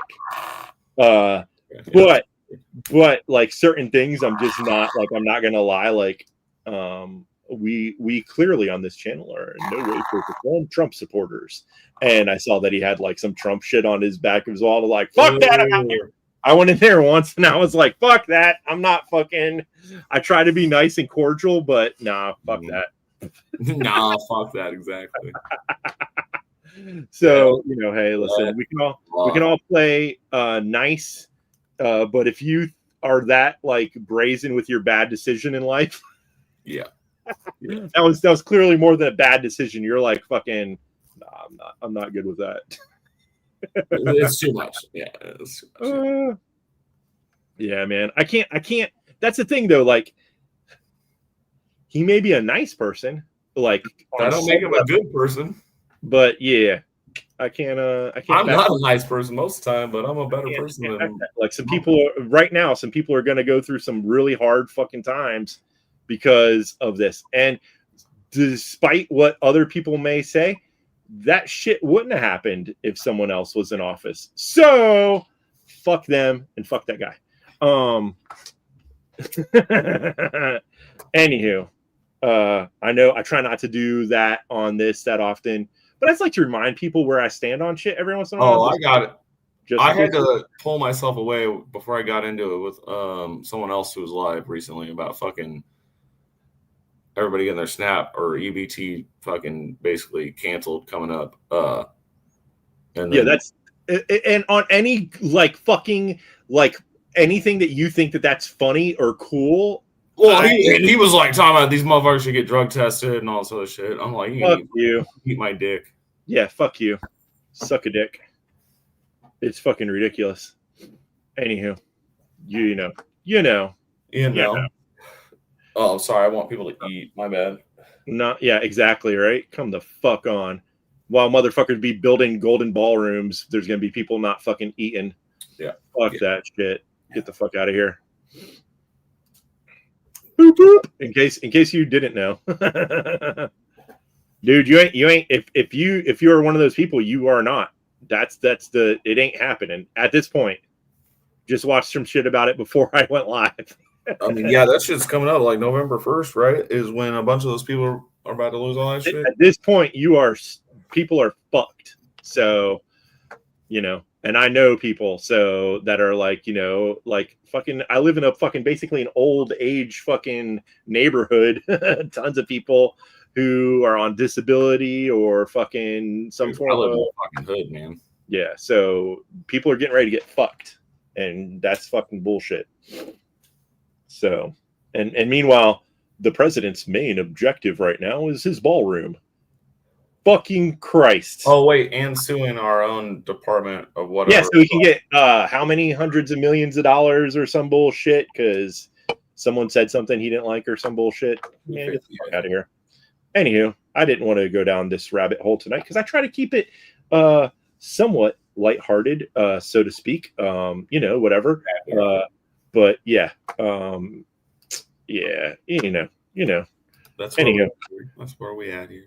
Shit's getting rough, man. Shit's getting fucked. Like more so, like it's just new lows every day. So it's hard to step away from that shit. And some people, some people are like, I don't mess with politics. Well, politics is gonna fuck you. So either you, that's the way it works. Fuck me. Anywho, let's talk about my $10 Opinel knife again. Now, technically, you got to buy 2 of them to get it. They come in a 2-pack, so it's a big spend. It's a big drop to drop $20. It's a drop. You know what I'm saying? Especially coming up, Fuck me. Paul Mills, glad you paid ahead, bud. Thanks. Oh shit, man! Right? God damn, dude. Yeah, shit's getting ugly fast. Oh, wasn't happy about it, but now I am. That's fucked up, but at the same time, yes. Oh, fucking hell. Fuck me, man. Dude, this shit's fucking gnarly. It's honestly, like, it's so unbelievable to me that certain things are fucking transpiring that I agree. It doesn't seem it's almost comical in a it's in the other end. Sad way. I know. I was talking to Donnie about that before. I was like, dude, I've got to get these paintings out. It's getting to be like ridiculous. Like I have to get my life in check and get up before the post office is fucking closed, dude. But I it's like, fuck, man. Every last night we stayed up till like 8 o'clock in the morning. So I do see the sun peeking through the blinds sometimes, or through the skylight. Yeah, exactly, right. And that's when we know, oh shit, we better go to bed. The birds are out there chirping around. That's right. You want to catch one of those rays. And then like I sleep for shit because my back's just fucked. Later, Neil. I made Neil go to bed. Good night, Neil. So yeah, like I really do need to try to swing my schedule a little bit, but it just every time I think I'm like going every time I think switching it up, then I end up staying late to finish some jobs or some shit, or fucking some other random fucking nonsense happens, or we have to like call somebody in the fucking early morning hours to do adult things, the random times that it happens, and then it fucks my schedule up even worse. So it's funny that it's like one of those things. It's like, I don't know if I'm ever going to do a normal like 9 to 5 schedule again like I used to. There was a point in time when I would like, get up and go to work at 8 o'clock and shit like that. Not that I'm going to be going to an office and doing that. Basically live a fucking 8 to 4, right, 9 to 5 schedule, but I will never, ever, ever go back to like. Yeah, I don't think I'm worried about that. I'm just talking about being on that schedule again, like your average human being is. Yeah, I mean, you can be on it as far as a sleep cycle, but you don't gotta like work on that. You can wake up early and not start working until noon. You know what I mean? Dude, yeah, it's fucking. We'll see. I can do tattoo shop life, so like, I have family members that are in that, and he goes to work way earlier than I would have expected. Like he goes in at noon and starts working, and then on Saturdays or something he goes in like even earlier than that. He has like early appointments on Saturday set up. Dude, my old mentor, my homie Eric, he goes and starts tattooing at like 9 a.m. now. Fucking nuts. I was like, dude, what the fuck are you doing? That's fucking ridiculous. He was like, my books are full, man. Like people want to get tattooed. I was like, I don't give a fuck. Why are you tattooing that early? What? No, thank you. I'm not awake. Dude, I cannot imagine waking up and having a tattoo before noon. That is insane to me. Yeah, even like when I was working at I mean, when I everything I've done has been like art based. So Yeah. I was making art, drawing shit for companies and stuff. But I would try to start my early, like I would like, try to make it not something that was complicated or like a crazy job or something. Just like do some easy stuff to start the day off with. Like I would not want to be fucking tattooing someone when I'm still like half asleep. Fuck no, dude. Just because I'm there doesn't mean that Yeah, like I'll get to the shop at like 11, but I ain't tattooing until like probably 12:30 or 1 o'clock in the afternoon. You know. No, thank you. Well, I kind of do too, man. When I was tattooing, fuck, dude, my life was good, dude. I was making as much money as Ernie's making. That dude's got a master's, and now I'm poor as fuck. So living the dream. Living the dream. You're welcome. Oh shit, man. Dude, I made what I made on your fucking knife in a fucking day. Yeah. Well, plus some. That's what I'm saying. Like tattooing was fucking good money. Yeah, there was moments when I was making a lot more money doing what I'm doing, but I was also working my ass off. And, well, yeah, and I was miserable. Yeah, yeah, it was like ridiculous, and I'm just like, my brain hurts too much. Thing, dude. Yeah, I could make a living in fucking 1 or 2 days of fucking work, but it sucked, dude. Fuck that. I never want to go back to that. Yeah, it's you can only destroy your brain or your fucking. My eyes are like one of the main things. Like I got fucking crazy headaches looking at these fucking screens now for so long. Like after doing it for like 6 years or whatever the fuck it's been, like my eyes are just fucked. Yeah, that's definitely, definitely 100%, man. Yep. Tattooing is definitely thankless, soul draining work. Let me tell you. If you're a street shop tattoo artist, not like a custom bougie guy. Yeah. If you're doing butterflies and roses all day long, and Bible verses and kanji and fuck, you know what I mean? There's this Asian, I think she must be Chinese lady on Instagram. I'll have to send you. She will have pictures of people behind her and she reads what it says. And it's all fucked up. Chicken soup. Fucking.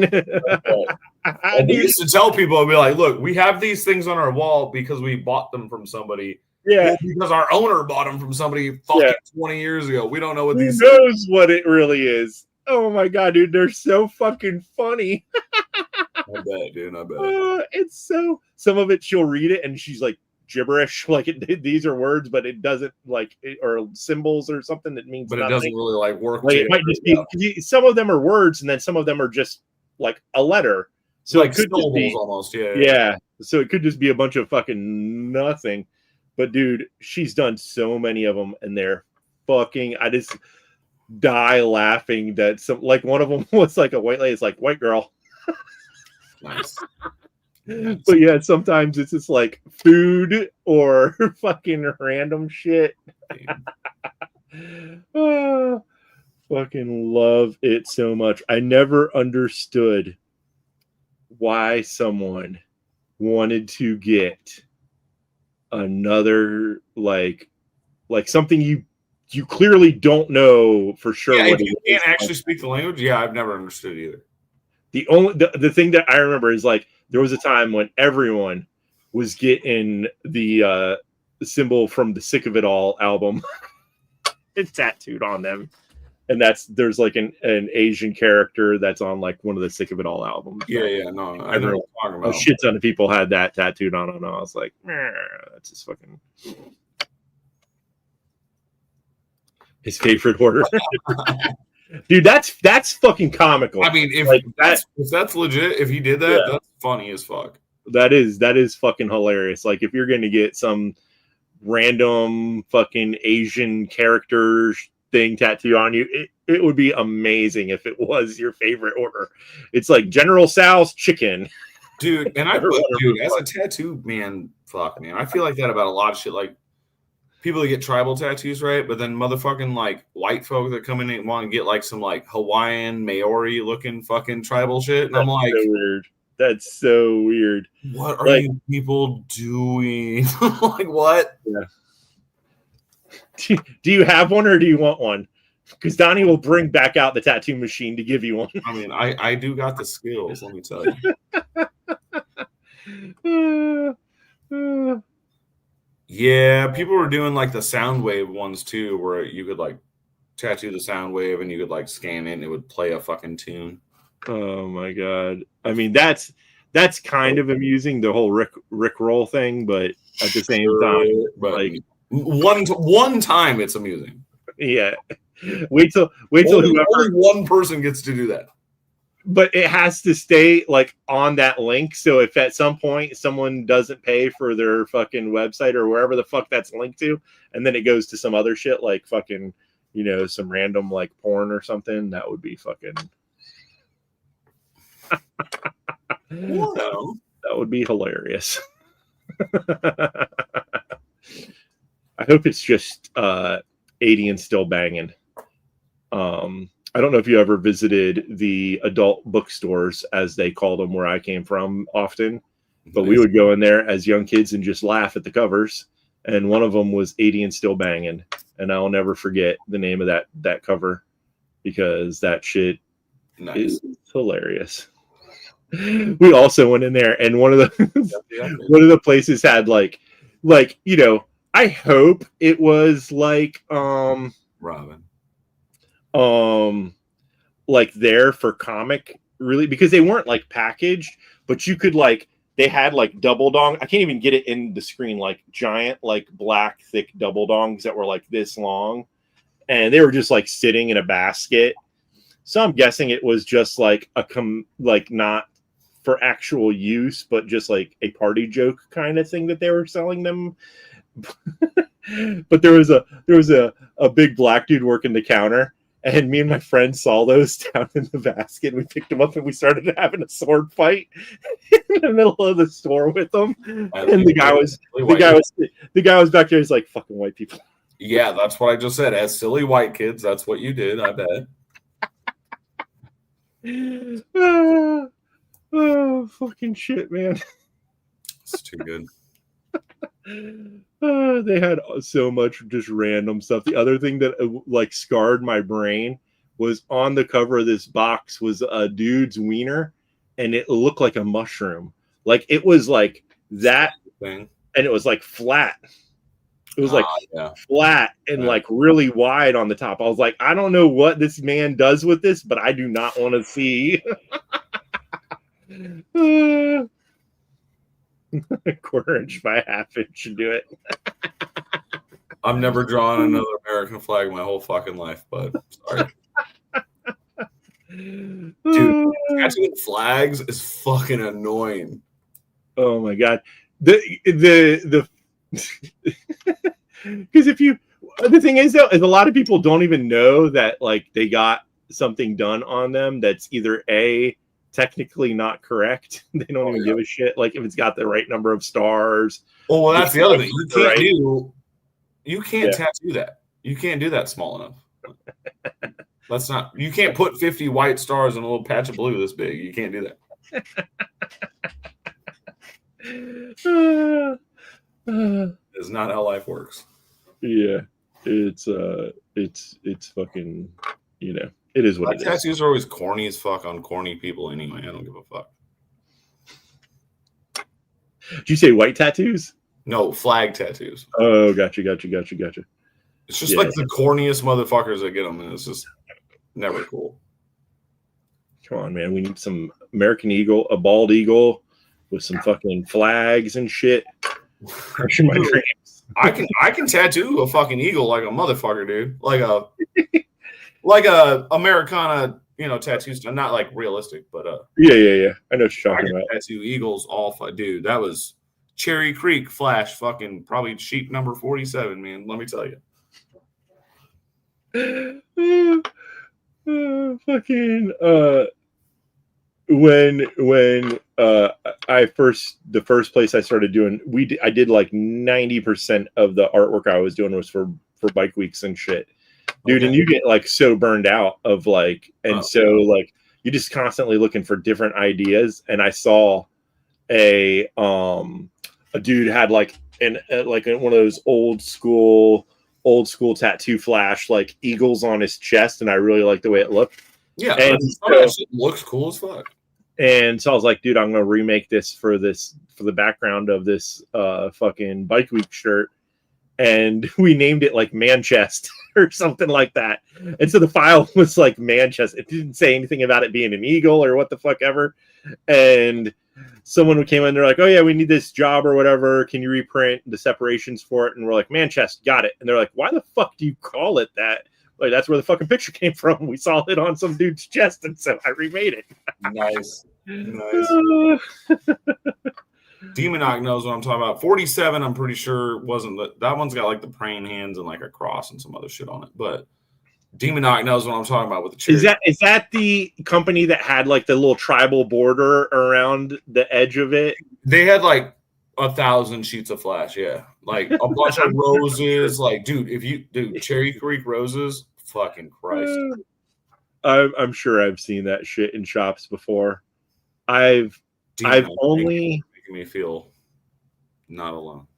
I've never gotten anything from a flash thing, but I've definitely looked at it and laughed my ass off endlessly. I got one piece of flash. Uh-oh. But it was from like a random tattoo artist that put out flash that was like, oh, right on. Yeah, like kids I know draw that shit, like that dude tattooing and stuff, like draw their own stuff and, you know, do the like, the one kid would do like, oh, you know, this is the Halloween special, like $100 you can come in and get like whatever fucking, oh, now you're doing it and it's not working. It did work.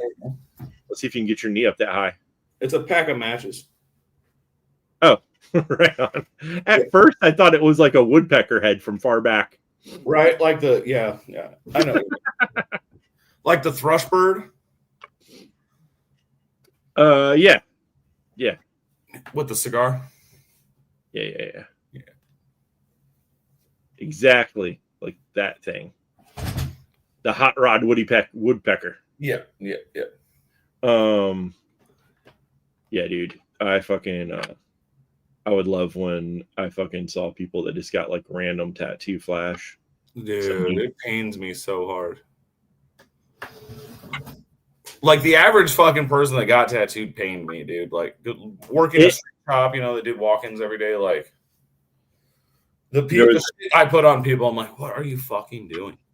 There was a guy that I did like some like bike events with, and he had one of those, and he had like a tattoo. And it was funny because he was like, you know, during biker events, like everyone tried to seem like they were. So this dude would always wear these cutoff shirts to show his like 2 tattoos that he had during these events and shit. And it was like a tattoo of like some old like Asian guy.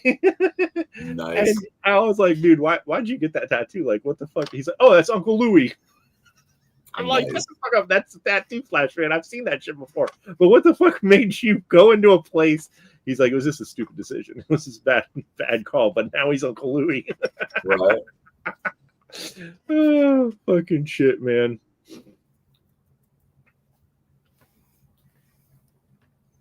Flash number 48. Nice. Oh my god, dude. Yeah, dude. Some of it's not, I'm not like saying it's all bad art, but a lot of it is. A lot of it's real bad. A lot of it's super, super cheesy shit, man. Yeah, I just oof. But at the same time, I did art for some really cheesy shit for a lot of my life that is just like stuff I would never be like, I made that, but I totally did. So it is what it is, you know. That's like, dude, I don't know what the fuck I was watching. I think it was fucking Sawtooth Dave's video. He was talking about like, you know, liking going back and seeing his older work and critiquing it, or whatever. Dude, I came from the tattoo world. If I did a tattoo fucking a month or two ago, I don't want to see that motherfucker ever again. Like, because I've already gotten better than that. I don't want to see that shit. Leave that the fuck in the past. Yeah, I know. There's like, so to say to group it all together is insane.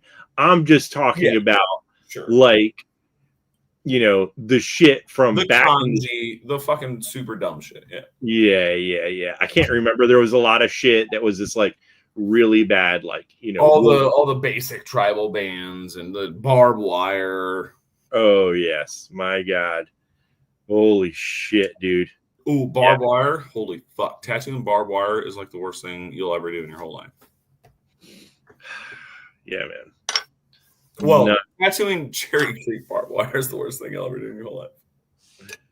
Oh my God, dude. Yeah.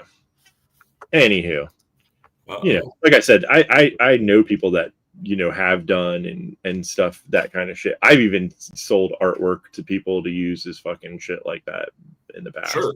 Or trade or stuff like that. But not anytime recently. And yeah, that's got to be. All do, buddy. We all do. The soul crushing, but it's at the same time, it's better than a lot of shit you could have been doing. So there is a Bible verse, I'll tell you that. I would fucking never want to do like anything more than like a small name as far as like text. I have done that full on like whole rib paragraphs, like fucking holy shit. That like is all cursive, like fucking, you know what I mean? Like, oh fucking God, that sounds horrifying. It is fucking terrible, dude. Terrible. It's fucking hard. They can't ever handle it. Like, it's just overall, it's just the worst thing ever. Hey, if you don't get one, you don't get one. If you do, you do.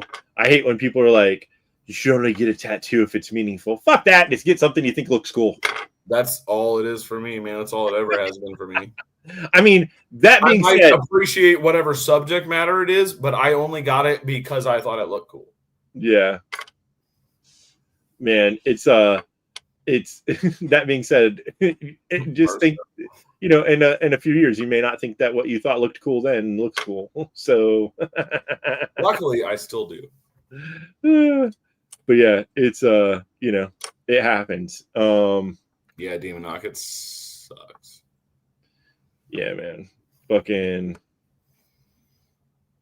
doing one big ass cool word where you can get all stylized with it and make it all fucking rad.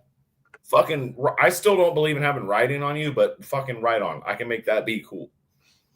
Yeah. Just fucking looking like a fucking cookbook? No, I don't.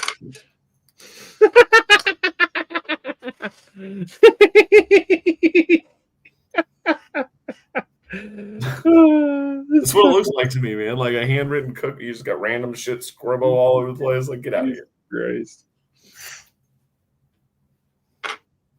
Fuck me, man. I've tattooed that fucking shit, Groundhog. Fuck off. No. Well, I've actually tattooed both of those. I've tattooed Live, Laugh, Love, and I've done Hello Kitty tattoos. There's this show that's really cheesy. It's called a quahwah. There's a really cheesy show that we watched, but it's kind of comical, and it was called Resident Alien. I think the last season is coming out soon. I never saw it, but I do like the dude that plays the alien. Yeah, what's funny is I didn't realize how much shit that guy was in. That guy's been in like everything. A ton of shit, yeah. Oh my God, that guy's in so much shit. That's why I know about this, but never seen it. Yeah, he does an excellent job in the show of portraying a goofy, weird, because he's the alien in the show, right? And what is she then? He does some funny shit. There is some it's a cheesy show, but there's some funny parts.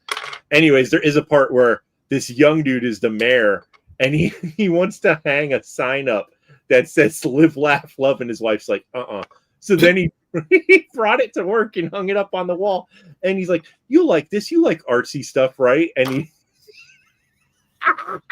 And the lady's like cringing so hard. She doesn't want to be mean to the mayor. And that's, I appreciate that they make fun of that fucking horrible shit. Oh my God. Whenever I see that kind of stuff, we went to a restaurant and it's not a bad restaurant and it was nice or whatever, but like they just had like those letters on the wall that said eat. And I was like, fuck, you don't tell me what to do. But it's like, why? Why is it really like, come on with the stupid words on walls that are so fucking whatever. Yeah. Oh my God. I agree. 4-panel, dude. I can't get it. Dude, my brain, we've already talked about how my brain doesn't like painting, but I can't get into painting. That is such a fucking rabbit hole. I don't know how you people live your life. I don't know how you do anything else. No, I can't do it. I would be the crazy dude that's like starving himself to death, only drinking booze, and just like, oh God, it's gotta be perfect. Dude, that's yeah. Painting is wild to me, man. Like I've barely ever even tried to dabble. But I've had a bunch of friends that did it and shit, whatever. And like the shit just doesn't compete with me. I can't do it. I don't know why, but it doesn't work with my brain.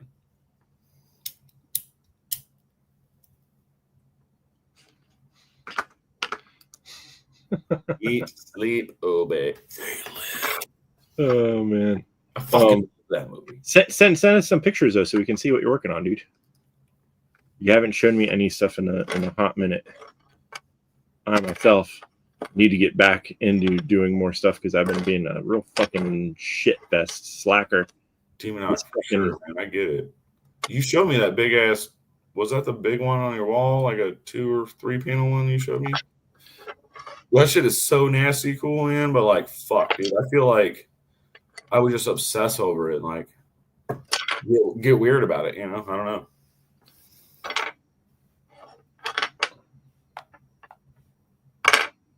Are you trying to hurt yourself? Yeah. Oh, me? I mean, Floyd would have a heyday with that response, bud. It would probably fucking definitely. But yeah, you and your time limits, dude, it kills me.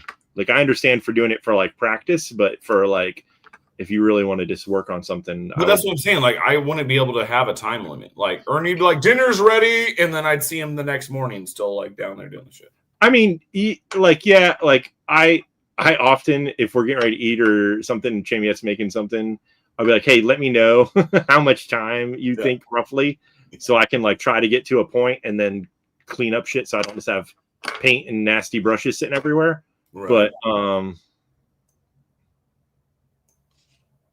see, that's what I'm talking about. That's fucking sick. It is, but at the same time, badass.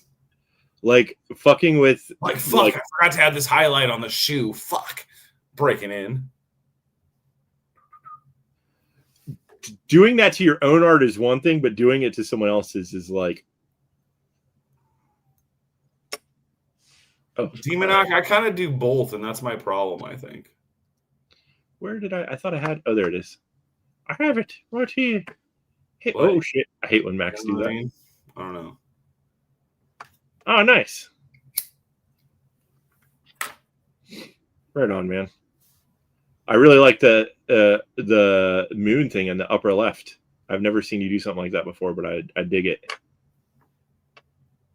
I dig it.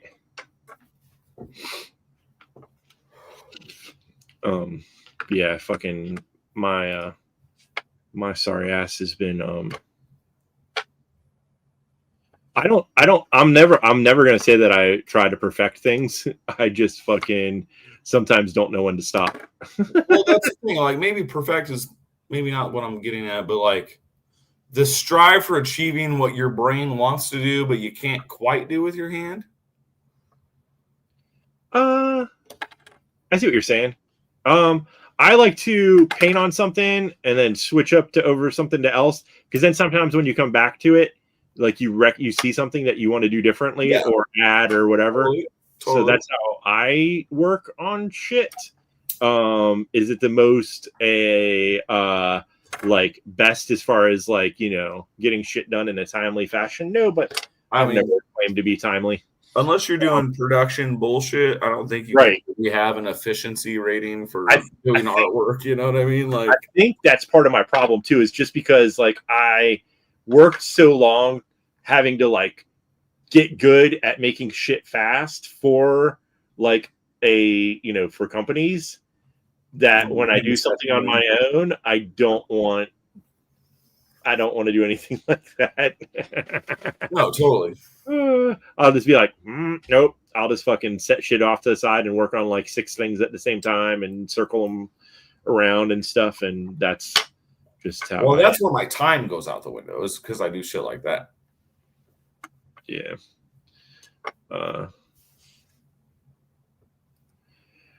Yeah. I guess maybe I need to do more though, because I've been definitely feeling, I mean, not super sane. it's just all I've ever really done. So I don't really know what I would do if I wasn't doing art. I don't think y'all want to see that. Yeah, I mean, Andy Warhol was definitely like, it was obviously that motherfucker was like, I mean, he was a douchebag, but there's some things to be like accredited to, for sure. And I'm not going that way either way, but like, I mean, yeah, like just silk screening the same image 500 times and just the breakdown of it being what made it slightly different. Hey, listen, motherfucker made money, right? So, well, that's the thing. And that's where I think a lot of us, depending on what we're doing for our artwork, if we're doing artwork for a living, that's a struggle for me. Like, do I pump out 1,000 fucking things? I think, or do I put out 100? You know what I mean? And like, and then the time versus money for each one, blah, blah, blah, blah. But also, like, just like the sake of being like not wanting to look like a douchebag weighs heavy on me. Like, I don't do certain things because I'm like, I don't want to be that guy. That guy's a douchebag. You know what I mean? Like, I'm so curious as to what your qualifiers are for people who do certain things that are douchey. I don't know. We should probably talk about that off camera, though. So you're not throwing someone under the bus that you don't want to fucking. All right. Well, like an easy target is just like, I could already have Chinese fucking shit out, probably, right? Right. Yeah, that's different though. Obviously, that's just you want to continue to make your shit in a certain way. So there's that. But I do think you should do what some people do, which is hey. Like, even when it comes to like your fixed blades, if you fucking come up with a design, fucking get them bitches water jetted, and then do save some time on, do some finishing shit. His slip joints are douchey. Fuck you, asshole! My smoke. What the fuck? That's hilarious. Motherfucker, just be trying to start shit. God damn. Go eat a baguette, you motherfucker. I wish I had a baguette right now, to be quite honest with you. But I get through kicks like that where I'm like, I just feel like I constantly need to be making shit. And the last couple weeks have not been those weeks. I've been a real fucking turd, slack ass, and just feeling fucking wonked out of my goddamn brain. Like, low key, like, I don't know if I'm like slightly sick. You get like real like fucking lethargic and fucking feel like wonky and shit. I've just felt like that for like 2 weeks, and I don't know what the fuck it is. Like, I can drink a shit ton of coffee and my brain's just not like firing. That's called depression, I'm pretty sure. Yeah, I know I got that. I take shit tons of meds, and I've definitely was on the back end of me being like real bad, where I knew that was like, it was real dark there for a little bit. But then these are the 2 weeks after that part, so, yeah. I've still been slowly like climbing out of it. That's the thing though, like sometimes, and I mean, I don't know. You just have the realization like, well, life is just, piss. Yeah. And it's going to keep me in piss. For sure. And it's also just me not like, I get depressed because I'm not making enough stuff sometimes. I feel that, dude. The last couple of months have fucking weighed on me on my fucking lack of productivity. Yeah. And so that's like a weird thing to like you know, you got like shit projects like in your mind, like building up.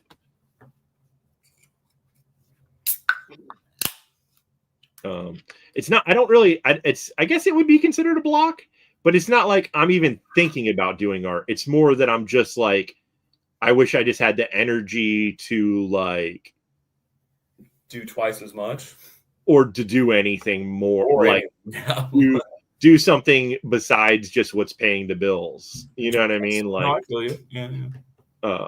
We get in our slumps.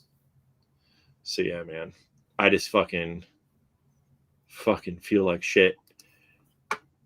That's, dude, like, this is me talking like with you guys is the most outside of talking to Chamiette that I do in the past, you know, obviously however many weeks or whatever, but like, it's like I'm usually just in a pissy mood and fucking not wanting to deal with fucking society in general or fucking anything. And you know, whatever, I'm not trying to like be a woe is me kind of person. I'm not like ever that, but I'm just needing to get out of my funk as far as I don't know if you noticed, but like after Blade Show, I basically disappeared on fucking social media other than popping up in lives. Yeah, when you had showed or said something to me about, you know, putting yourself in that horrible position of making a knife for me, I started scrolling back through your older stuff, and I was like, wow, he used to post a lot more. Don't get Merso started right now, goddamn it. Oh man, I was just like fucking in a weird spot, man. I don't know, fucking didn't want to. It happens. Didn't want to really, other than like hanging out, being fucking dumb, hanging out on lives, dude. I just didn't want to do anything. I didn't want to post. I didn't want to make fucking pictures. Like, I don't know. Yeah, I was even just like, even that, like in the beginning, like I was doing a lot more just random photo stuff on Instagram just to try to be doing the bare minimum of doing something. And now I do that so fucking irregularly. It's like, you know, once every 6 months if I'm lucky. Donnie's website is awesome, dude. It's so funny because like when I was like scrolling through the shit, I saw a post about the upcoming website, and that did make me chuckle. I hate all of you, dude. And that dude, I'm a slack ass. Hey, I'm right there with you, bro. Dude, me and Ernie literally talk about it like 3 times a week, and then like we both get busy, and then we make dinner, and then like we just don't do it. Like work on my website, you know. Buddy, yeah, I'm a bad businessman, man. Yeah, for sure. That's definitely I have a Google Docs thing right here, like pulled up, like saved, all typed out, ready to update my website with like some pricing shit and some other stuff, and it's just man. Right here. It's just right here. It's fucking hilarious. So I don't know if it's helping me, you know, us talking about this kind of stuff, or if it's making me feel too comfortable with the fact that now I'm enabling you. Yeah, exactly. It's like, oh, Donnie's the same fucking slack ass motherfucker as me. Dude, so you know. Really is, bud. But that's it's just been like fucking, I don't know what the deal is. I don't know if, like I said, if I have like a cold or something that's just like a low grade, but like you said, it's definitely, some of it is like depression shit for sure. Yeah. That's definitely it. That's like a, you know, it's a different, is it because A, you feel like you shouldn't reach out to places, or is it B, you got the problem of me and Donnie where you're just like, you do part of the thing and then never finish it because, you know, you end up watching at the wall too long. I don't know. You end up rewatching 1970s Star Trek again. Yeah. Or whatever the fuck he's watching. And everything else just goes fucking shit, man. I'm just trying to live long and prosper, man. That's all. I don't have to do taxes. I mean, fucking A, dude. Fuck the Govs, man. I'm not going to give you any ill-willed suggestions as far as that is concerned, but I'm sure that there's people out there that can help you figure out something. I'll just leave it at that. As far as what you have a special circumstance as far as that is concerned too. So there's I don't even know how that works. That's why I originally never understood why anyone wanted weed to be legalized. It's makes decriminalized is what I wanted. Well, so like even back in the day, even when it wasn't decriminalized, but for us, like we knew people to get it from, but they didn't always have it. Yeah, it was always like taxed. I'm not paying the government for drugs. And I hear you, but the price isn't that bad. No, now it's not. No, it's like I don't know, but tax money still goes to the goddamn man for fucking weed, and I don't like that. That should literally be like universally not kosher, like not cool at all. It's funny because I feel bad just for the businesses. Everything about drug dealing because those businesses can't even like do shit like a regular business. Like they can't accept anything but cash. They can't have like bank accounts, like business bank accounts. A lot of them. I don't know if that's still a thing up here or not, but I knew that was a thing like back in the day. Like places would have armed guards just because they had so much cash on hand. They were afraid of getting robbed. Yeah, I think they can take cards and shit now, but I haven't checked our place. I haven't bought, I don't buy weed often enough to know how it works. We were buying more regularly then, but it was a while back. But it was always been like the price. I was never like, oh my God, that's expensive. Edibles can be way too expensive.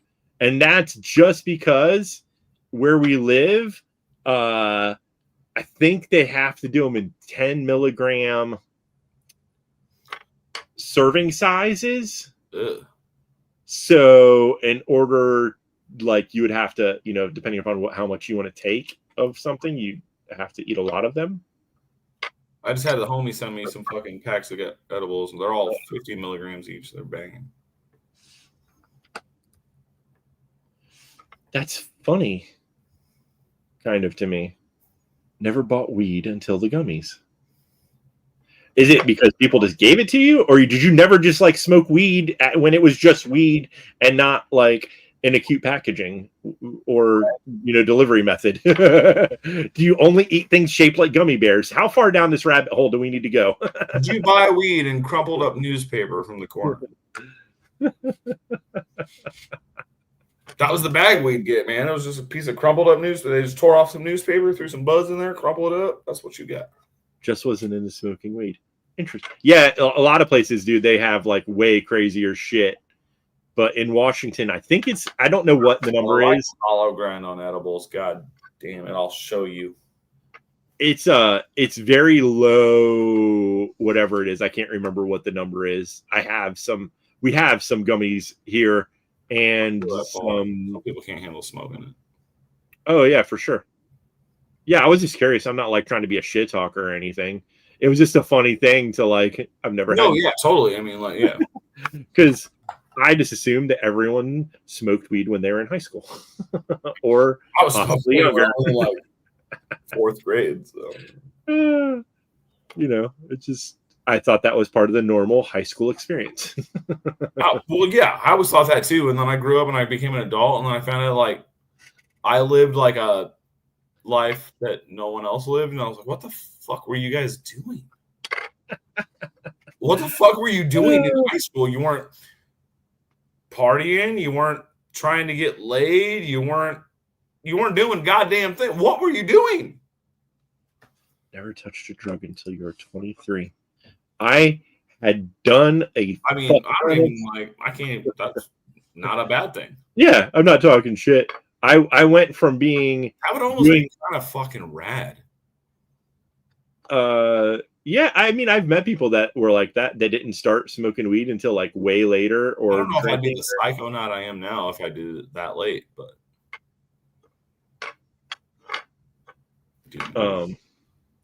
Demonock. I thought you were going to bed, silly.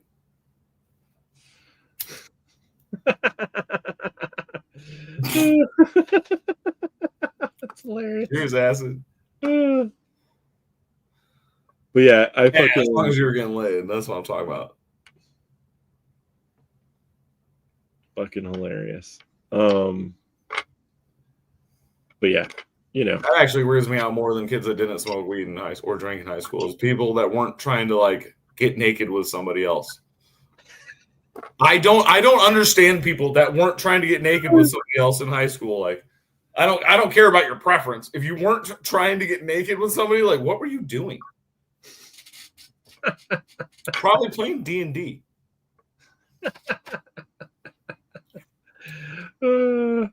Fucking shit, man. Fucking shit. That was probably my drug. That was definitely my drug of choice in high school. Was the foolery with the ladies. Because like, dude, I smoked weed like on and off like since I was in fucking. How you don't have a plethora of children is beyond all of us. Dude, I might fucking have kids somewhere, man. I don't fucking know, but ain't none come forward yet. Oh fucking Christ! Because they don't. They see what they're like. That's not a good role model. No, fuck no. Every woman I've ever dated, pretty much, except for the last couple, but that was just because they were longer relationships. But almost all of them were like, dude, you should not have kids. I'm gonna tell everyone this was a one night stand, and I was really drunk. Yep. Pretty much. I tell them all before we get involved. I'm like, yo, you don't even want to be hollering at me, but what's up? Oh my god. Oh my god. I'd love to be a fly on the wall to see Donnie talking to the lady. It's been a while. Just to see how that plays out. I'm a fucking gentleman. Oh man. But yeah, I was a goofy fucking kid. So I had no game. Oh yeah. Well, the thing, man, you could be a goofy motherfucker, and that is your game. You just gotta play it right. Yeah. Me talking to girls. I just didn't care about getting turned down ever. Like that never bothered me. I was no good. I was so like I get so nervous. Me too, but I didn't care if I failed. That was the whole thing.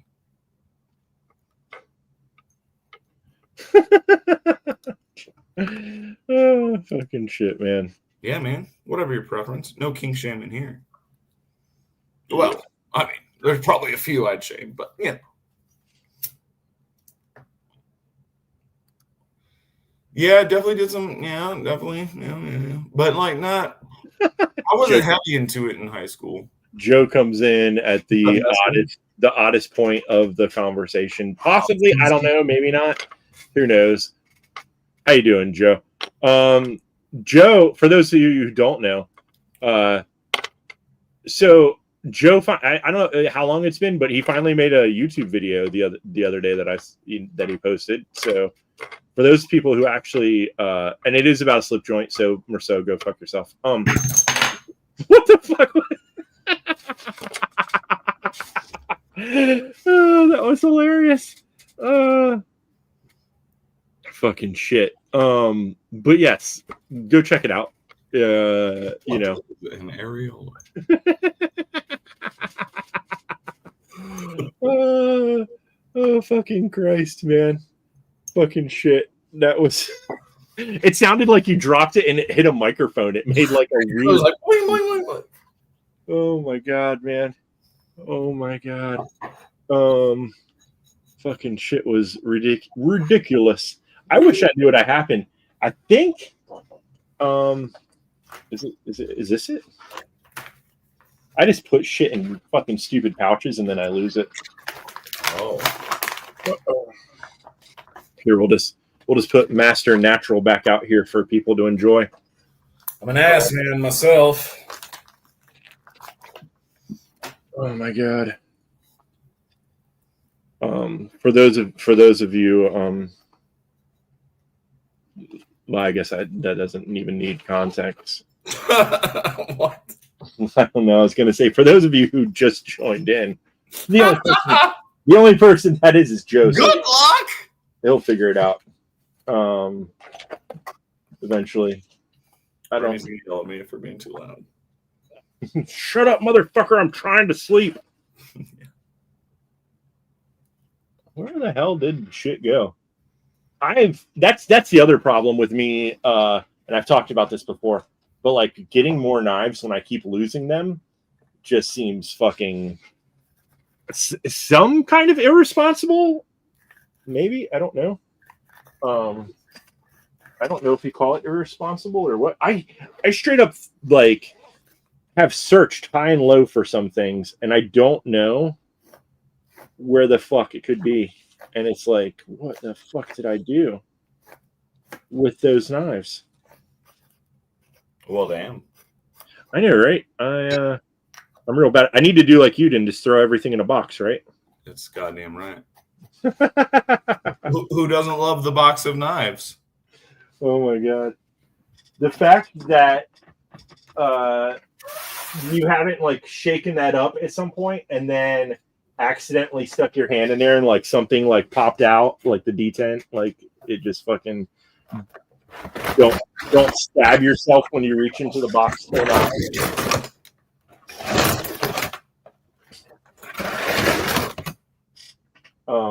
Is fucking hilarious to me. Is that a good soundbite for y'all? Yeah, right. They're super stonewashed now. That's goddamn right. That's what happens when Donnie stonewashes your knives. If you were, yeah, man. I still have something that I'm once again I'm terrible at getting to the damn messer that sucks. But I started to have that painting that I was gonna send to you for us to work on. Where did I put stuff? What's in this? Oh, that's a different knife. Whatever. I can't find anything. Is this it? It's pretty heavy. Yeah. Oh, yeah, this is it. I think that's the only knife I have in the Gabon Ebony is when they did this run of the 86 sheep's foot that they named after meat because there was light and dark colored ebony that they had. And so this is like the well done, and then they had like a medium rare or some shit. Nice. But I think this is the only thing in just straight up ebony that I have. I think I have a block of that shit. Of ebony. I didn't know. I was gonna ask you if you fuck around with like woods and stuff like that. I don't really with knives, but I have for other things. Like, all right, so I had this block. It was a 4x4 block of white and black ebony. Like, it was like swirled. It was fucking sick. And I carved it into a fucking ball by hand, like a perfect sphere for Ernie for a gear shifter.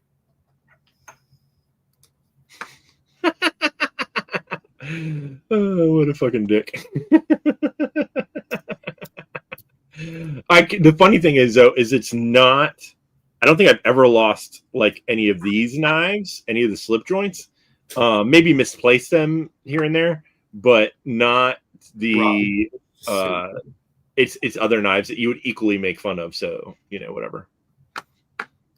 Yeah, I fucking dude, I carry everything. Where did the last time I did that, fuck man, so pissed. My anger knows no bounds. I carry like my little leave the house purse, my sling, right? My Merce, and I keep my little wallet. There's a little pocket in there. I try to keep it in there. And then when I get in the car, it goes in the door pocket of the door. See, I can't handle it. Moving your wallet all over the place. Like that's it. It goes from this bag. It goes in my fucking right front pocket and it don't move.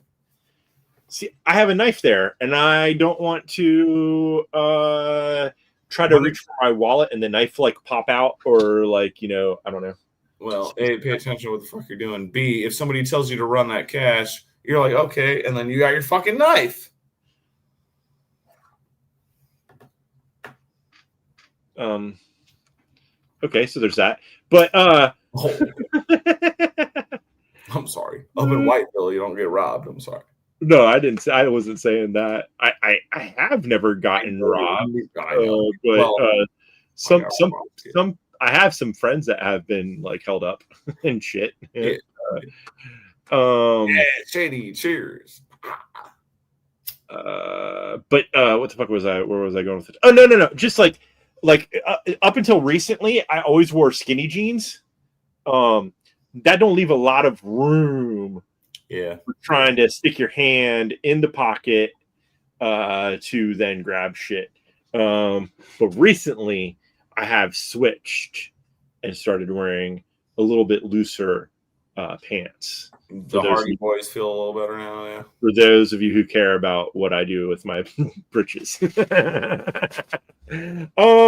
It was, listen, as much as it's laughable, I don't want to be, and maybe I should be, like, I kind of realized that the other day.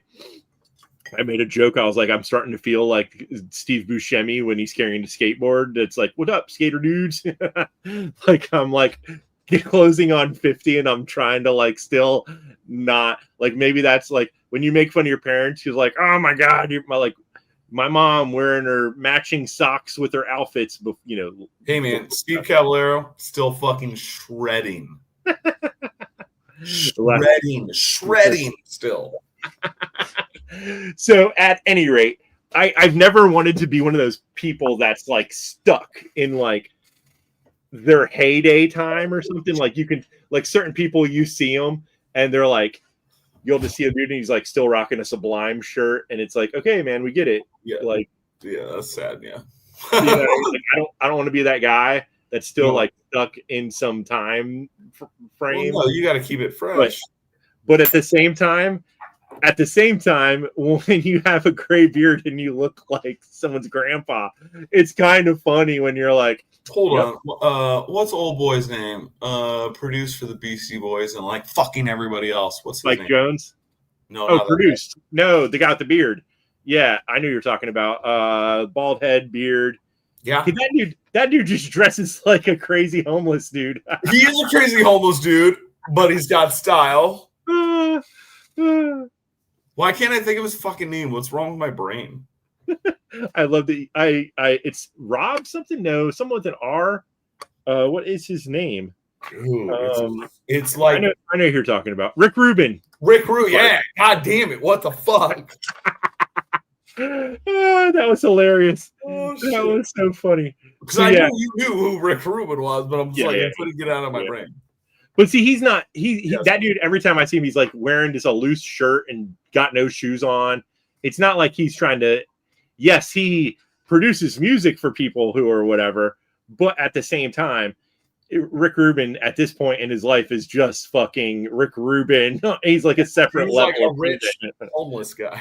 Yeah, but with a home. Yeah. Acid. Of course, I've seen. Yeah, right. I was just saying, like, I don't want to like turn into my dad or my mom. Like my dad doesn't listen to music that's not from like the 50s or 60s. Like very, you know what I mean? Like he's just like, that's it.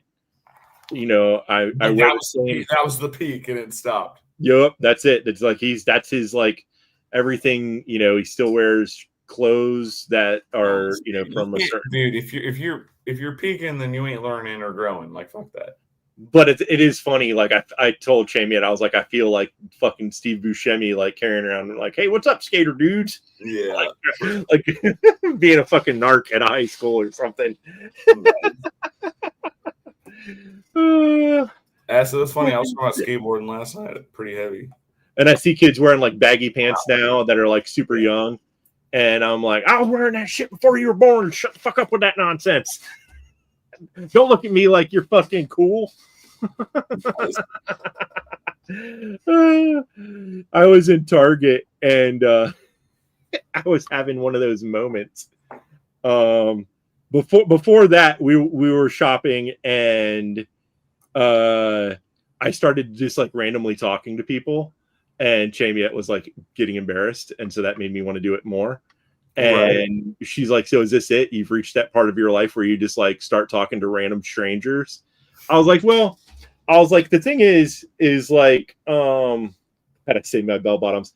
I was like, my whole existence, like I thought, like when I was a kid, everyone like you go into a store and you could tell they thought I was trying to steal shit. Like that's the feeling I got. Like always, they thought I was like some little jit fucker that was gonna be stealing shit, and they'd follow you around the store.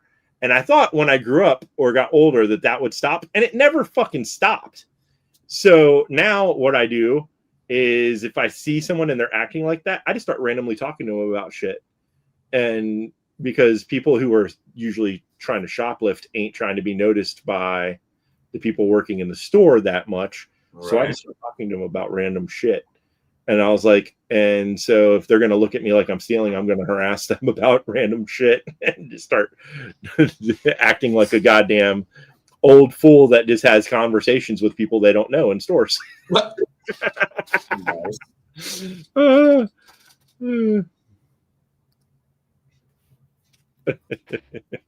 So you missed the skinny jeans. It's come and went. Exactly. And that is why now I think the reason that some old people started doing that is either A, they need friends, or B, they just got tired of people looking at them like they're going to steal shit. So they just started randomly talking to people. At least that's why I did it.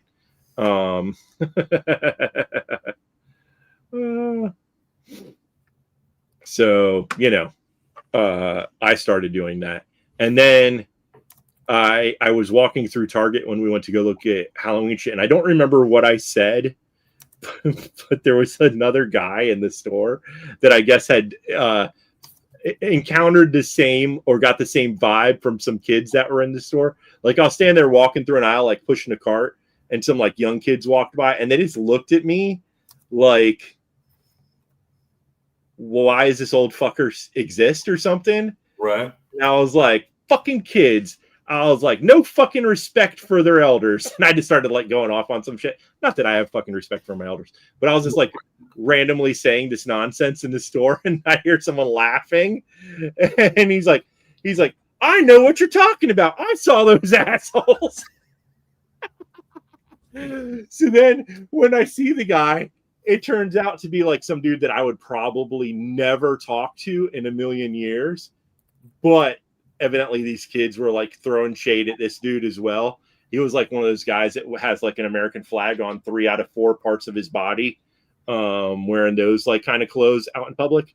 And, I don't usually talk to those people, but I thought it was funny that he was also getting shade thrown at him from the teenagers at the Target. Right. It's like, listen, motherfucker, it's Target. Yeah. Don't be trying to act like I'm all up in your cool kid spot. Dude, I can't even remember the last time I was in a Target. It's been probably Target sometimes has probably 8 or 10 years since I've been in a Target. Target sometimes has fun stuff for Halloween, and it's one of the last place. Oh, dude, like I dated women that went to Target all the time, but I wasn't there. One of the last places for good. What was I gonna say? Oh, that has a decent toy section. So that you can actually like walk through and find stuff like you did back in the day. Right. And it wasn't trying to stay up till 9 o'clock to get a drop on some random website.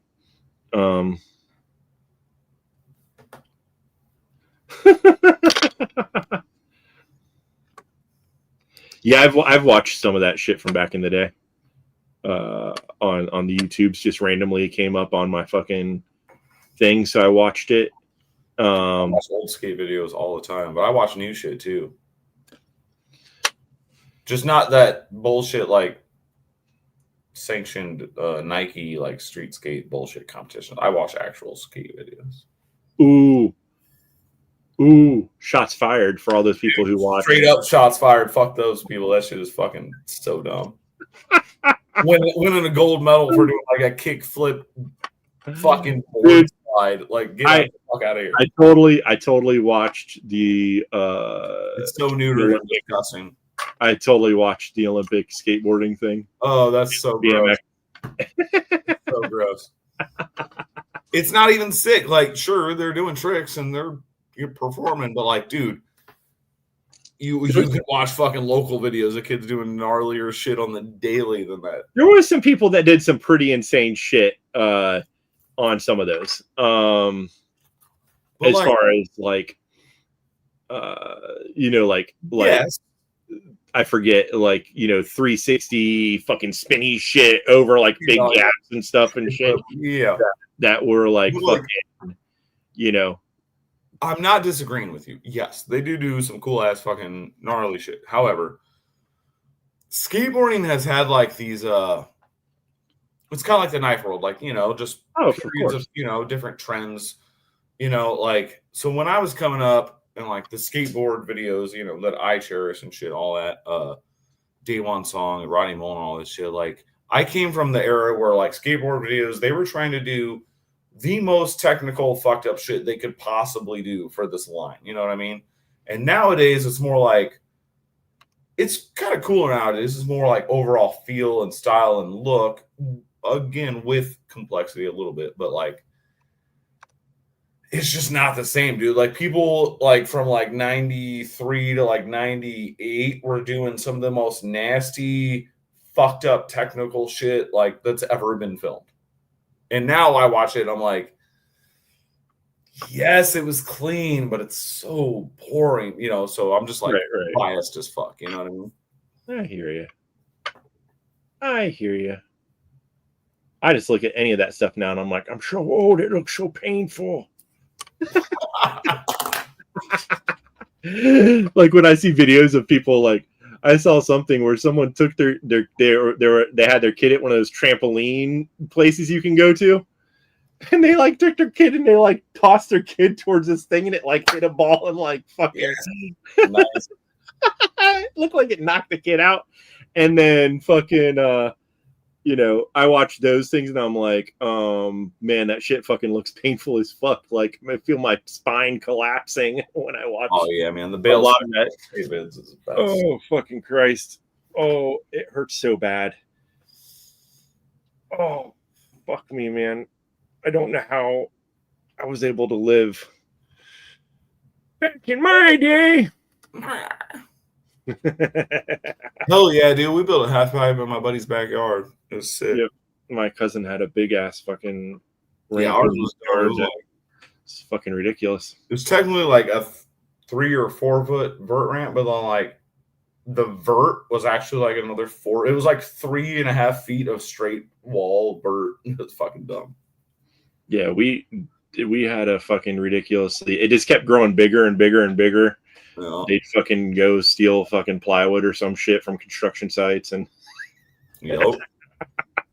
Oh yeah, we had like a skate park in my fucking intersection, man.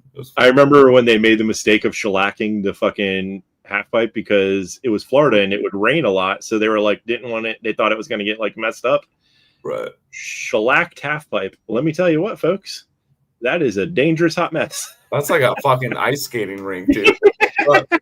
It was so bad. That shit got covered. Gnarly, dude. That got covered real quick. The whole thing with that shellac? No, dude, that's so fucking slick. It was. It was horrible. What the fuck? I'd have dropped in on that once and been like, nope, never fucking again. Yes. Oh man, it was fucking crazy. And then at one point when they were building it, it was up against my aunt had a decent sized backyard, but it was up against like very close to the fence between her, and then there was like an empty lot with just a bunch of trees. And my cousin, that shit was just not. He came down and just fucking flew off the other end and fucking landed in a fucking tree in the backyard of someone in the fucking lot behind us. The first skate park I ever skated was down in Florida called Stone Edge. Yep. Oh, we are. Oh, yeah. We already talked about that. My bad. Yeah. It was sad when that shit got fucking shut down. I mean, it was cool for me as like a fucking 14 or 15-year-old kid because we didn't have one here yet. So I was just like, oh, like I just thought it was the coolest shit. Now all the all the cities have a lot of fucking, like, there's one up here by our fucking Walmart. Yeah, we live in a little fucking redneck town. We have 3 or 4 here in Omaha proper, but like Omaha is actually like a bigger metro of like some surrounding smaller towns and cities. Yeah. They all have one too. So like it's definitely grown. Fucking, but yeah, dude, there's fucking skate parks everywhere. Yeah, the one in Olympia kids use a lot, but not up here. I think the first one here got built in like 2001, 2002. Well, there was a big ass one back in the day in the late 80s that like Tony Hawk and a bunch of people skated. Or like a X Games size fucking half pipe and shit. But that got torn down when I was like, that was like the late 80s when I was like fucking 5 years old. But then there wasn't ever a skate park until I was like 16 or 17. The one, so it was like, it was in our, like, but it was still like, you know, for kids to get to it from where we lived, you either. That was the other thing. The one we had was fucking, it was a half-hour drive from our house. Yeah.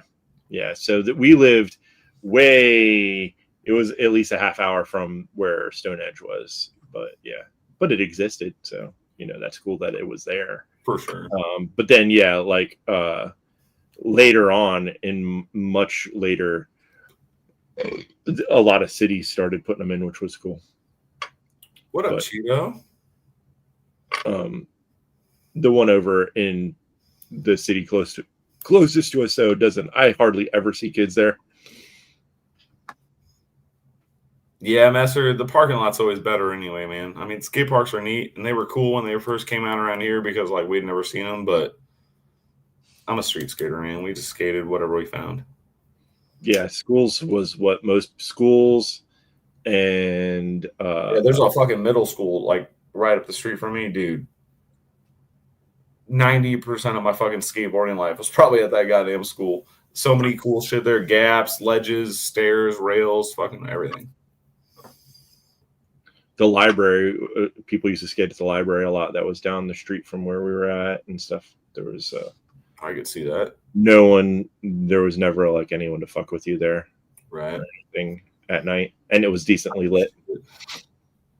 We used to have a fucking couple sweet spots in our downtown area, which is about 5 miles from our house, but we'd walk down there and fucking skate. And now it's totally different and shit. That's all gone.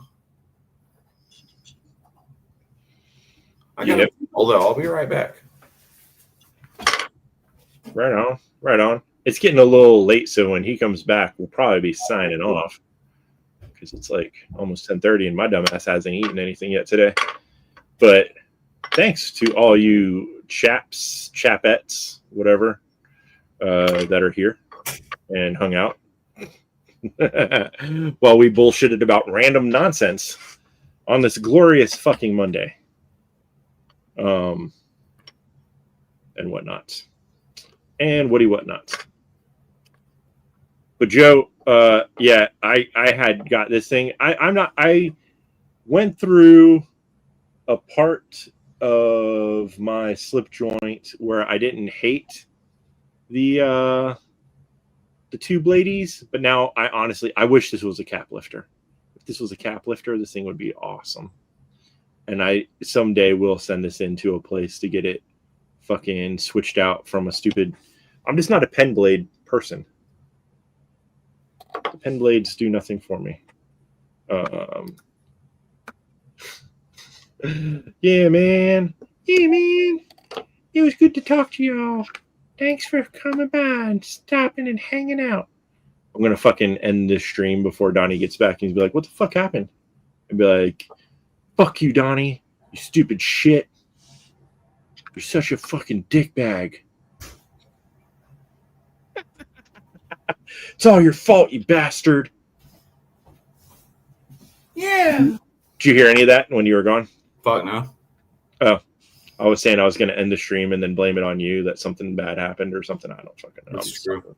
Random nonsense. I'll be your scapegoat. It's fine. I definitely do not want Donnie to do a blade delete on a slip joint. A blade delete. Donnie would take this and just put it up against the grinder and fucking cut it off. There you go. I have a Sawtooth Dave, the whaler, and he snapped the secondary blade off, and that's what he did. He just ground that bitch right off. So I have his GEC that's got a fucking blade grinded off on it. You just got a little nub that you can move in there. Dude, if you can get that thing to move it, you could technically, but I don't know how to. You'd have to pry it out with something. But yeah, I need to send it to Slip Joint Spot for sure. Should we go back? We've come too far. But so on that note, later. Bye.